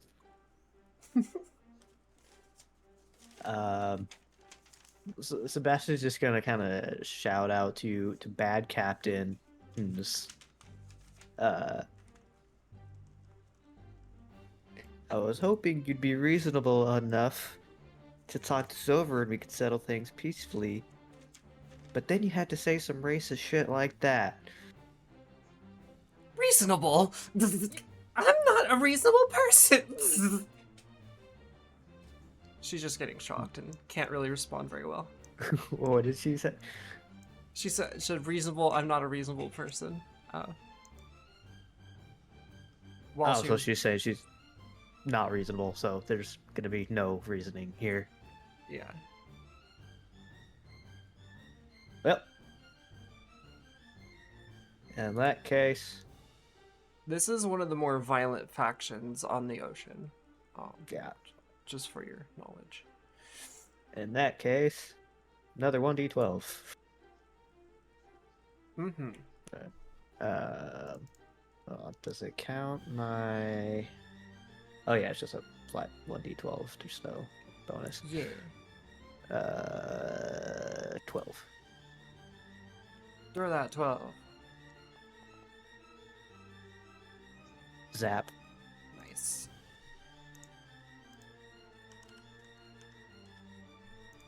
Continues to Palpatine, Captain.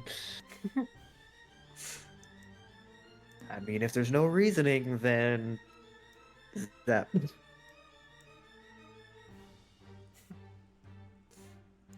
She's glaring bolts into your eyes as she's being electrocuted.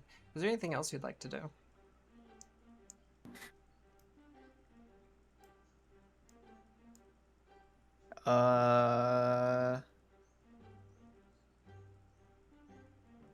Bonus action dagger again, I guess. Okay. When in doubt. When in doubt, dagger out.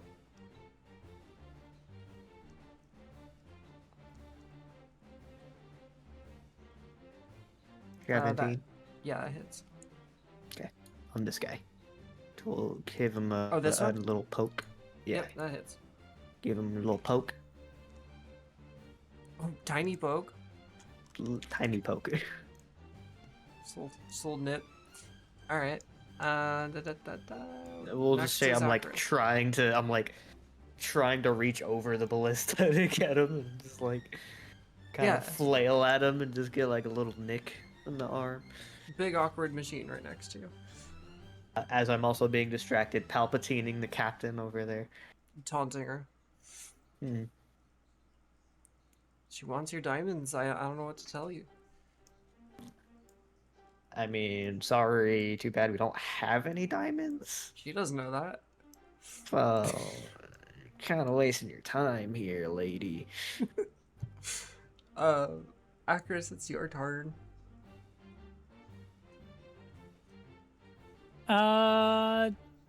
Aim, shoot at giant ogre. Okay. I mean, diamonds are fine, but bodies are good too. They collect those. Yeah. Go ahead and ballista that ogre.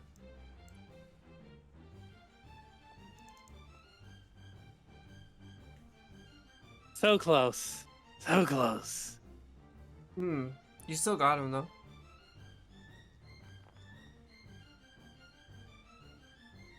$14? Nice. Wow, okay. Those things are cool.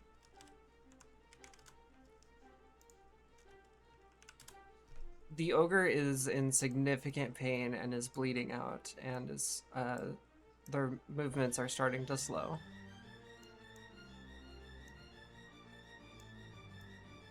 Anything else, Akris?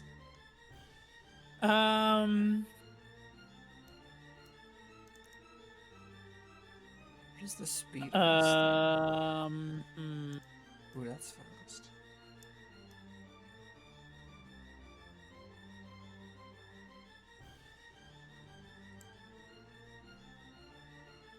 How much space would you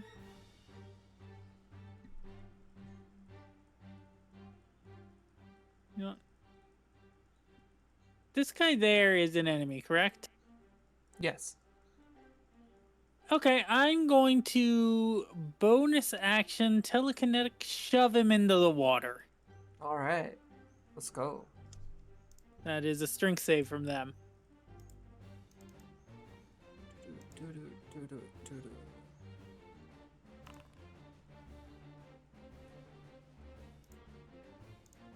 Wait, why did Blarg. Pretty strong there, I guess. Holding on. I'm annoyed that that didn't work. And move over to the last armed ballista. Okay. And that'll be my turn. Sounds good. Alright, the captain's gonna try and get herself out of the water again.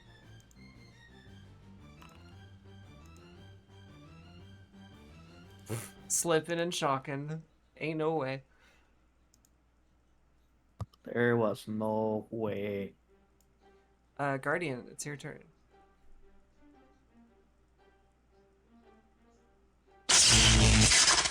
Oh my god. Alright. Oh, Yeah. I don't know what the heck that was. That's what the captain is hearing. Yes. They are continuously being shocked. They are being palpatined. Yeah, second verse and was first gonna continue once again, kind of inhaling and spraying the poison again in front of her, making sure it doesn't hit anyone. So That's gonna hit the ogre, isn't it? yeah, so it's gonna be kind of like that. You don't want to hit that dog. Yeah. It's the principle of it. Don't want to hit that dog. Don't want to hit that dog. Can I put that dog? What Was the it dog actually- doing? Was it actually like a bear or something in the Yes. original? Yeah. Shit, it's a Yeah, I it's a saw- kid who thinks it's a dog, but it's like a fucking bear or something. Yeah, it was like a brown bear or something like that. Yeah. I saw a remix of it where it's when Helldivers got really popular at first. Somebody made like the Helldivers character and like one of the little alien creatures One of the bugs. with the voiceover of "Can I pet that dog?" That's awesome. oh, they both failed. Damn. Oh yeah. 12 poison damage. Get shoot. spewed on, bro. You kill the ogre. Excellent. Kind of once again letting out this purplish kind of green smoke as she just kind of once again the rune activating as she inhales and exhales this large puff of smoke. Beautiful. Good job on the ogre, y'all. Like, focused in on that, got rid of the beasts. Like, good job. It was a black bear. Okay. Yeah. Sorry. No, Sorry. you're good. That was a. I had to look at the video of within the first couple frames. It was a black bear. I knew what you meant. It's all good. Yeah, the ogre turns down and looks at the captain with like these pleading eyes as it's choking on the soot that's coming out of Guardian's mouth. It gets down on its knees and it slumps over and falls into the water. The fighter right next to Guardian is choking as well and struggling. The eyes are watering, getting red, struggling to see. Anything else you'd like to do? That is. Don't really have too much of a bonus action, so that'll be my turn. Okay.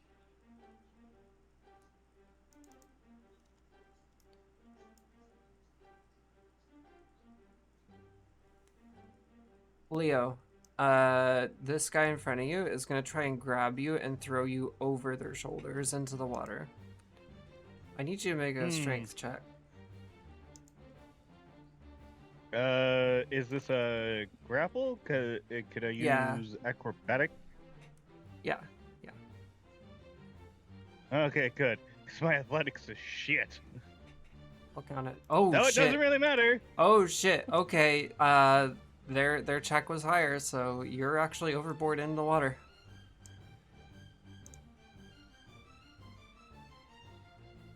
Cool. Berserker reaches down and grabs you and tosses you over their shoulders into the water, and just kind of cackles and goes, "See, you guys aren't too tough." And then runs his ass over to the captain to give a little fight.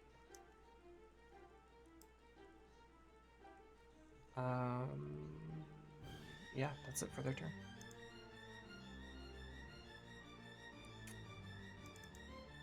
Captain's turn.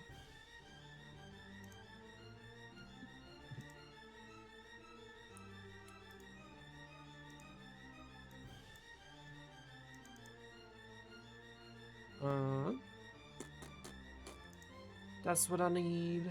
I tell you.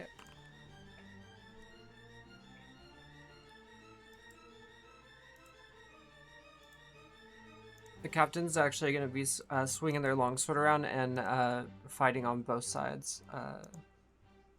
So we'll do one, then the other.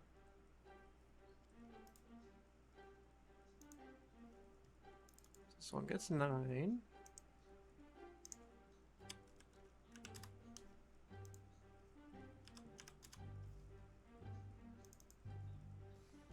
And then again.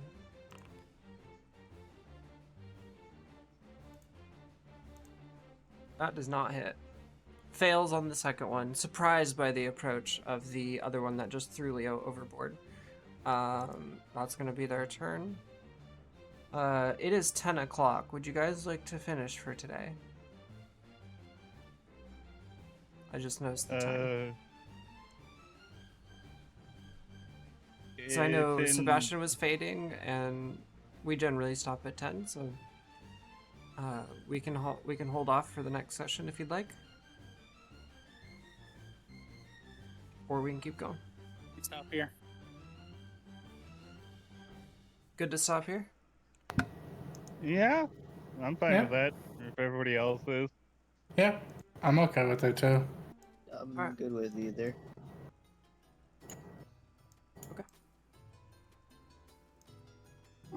We'll pick up on this next week in combat on the ocean. Leo is in the ground, or in the water, not in the ground, hopefully. Leo's in the water, potentially being shocked along with the captain down there. Yeah, you're in the middle of the Nandrel channel. Go ahead. You're gonna say something. Well, we would just leave it at once Sebastian sees Leo thrown in the water, he would break concentration. Okay, I assumed, but like, yeah, I had to think about that consequence as well. Yeah, no, Um, he's just stuck going full Palpatine and not paying attention and just zapping away, and even though his You- friend's in there, he's just gonna keep zapping. You never know. It's Uh, commotion. You might be distracted. I will ask a quick thing.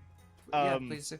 Before we end, can I use my movement real quick before we end? Just my movement? Let's see. Where are we in turn order? It was the Captain captain's just went. turn. Yeah, his Yeah. turn was just ending. If you want to do your turn, the whole thing, you and Basker both, let's do it. But then we'll sign off after that. That's perfectly fine. Leo is going to go to the other ship. All right, Start swimming to the other side. let's Yep, go. I'm just- Okay. Women to the other ship. Good I move. I'm gonna need a One arm athletics. swimming. Yeah, athletics or Yeah, acrobatics to one get of- yourself up the side of the other ship. okay. Come on. One arm swimming. Let's go. Fuck. Oh, you fail your first one, but you are. I'm gonna move you. The ships are basically right next to each other. But I'll bring you over there so that we understand next time. Yeah. I just want to. Yeah, just like put me next to it. That's all I would really need, I guess. Yeah, just a reminder for us. Yeah. Can I use my action to do it again? Sure. Okay. Okay, 21. Heyo. Okay, so you fall into the water. Sebastian notices and stops the lightning from happening, at least in that moment, so that you can get yourself out of there. The boats are basically right next to each other. They're not like perfectly slammed together, so there's a bit of wiggle room. You manage to make your way up the other side. To make your way up the side of the ship. Sorry. After falling the first time, and you end up on the deck of the enemy ship. As you get yourself onto the ship, you notice that there's a placard next to the sleeping quarters that says Brine Bath. That seems to be the name of the ship. Okay. Real quick,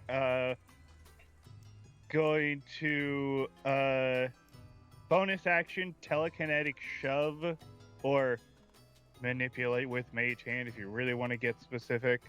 The anchor switch and flip it so that it releases the anchor. Okay. Sure, And why then not? Basker's gonna attack this guy. Okay, do your rolls. Cool. When you flip the switch on the anchor, it's in the middle of the ballista on their top deck. As soon as that mechanism clicks over, it's designed so that you can walk up and kick it with your feet under normal use, and all of a sudden the anchor just starts spinning wildly, and like the handles around it, and you can hear chains dropping down into the ocean, going dun dun dun dun dun dun dun, and you hear it hit something at some point, and both ships are locked together. They've been just kind of freely floating around. As this happens, the anchor slams into the ocean floor, and both ships get yanked around and start rotating in the opposite direction, and they start to kind of pull apart a little bit as the ballista struggle to hold on to them both. Go! I did it, guys! I stopped the other ship! To be clear, you are both stopped in the water. You've been free floating, and now you're no longer free floating. You're just stuck in the middle of the ocean. But Don't they're worry, guys. I have a reason for doing this. Okay. All right. We're commandeering this ship. Hey, you want it? You got it. Let's see that as long as you. We're hitting the Uno reverse card. Yeah, feel free. You want that ship with the spiky front? Feel free to take it. That is your prerogative. Yeah. Look at us. We are the pirates now. The Who the did you attack, guy that in one? front of Okay. Bastard, yeah, he takes 12 damage Sick. from a mauling from Basker. He's bleeding pretty good. Okie doke. Cool. Okay. I'm With- satisfied. Let's go. Yeah, that's a way better capstone to this session. So yeah, that'll be it for episode 27. Thank you everybody for playing. I'm glad we could get back into Zotian Epoch and start heading into some new lands. And congrats on not having to fight the guards, because there was a few chances where you almost had to fight hella guards at the beach. So yeah, good job there.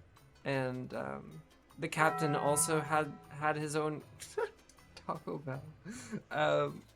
The captain also had his own rolls while he was walking around and preparing his ship, and he also rolled luckily. So, lucky night, I would say, because things could have gone way different at the city. Yeah, next session we'll pick up on the ocean, finishing up this fight, and we'll see what happens next. Yeah, thank you all for watching. Thank you all for playing. We'll be back in 2 weeks at 6 p.m. PST on Saturday. Bye.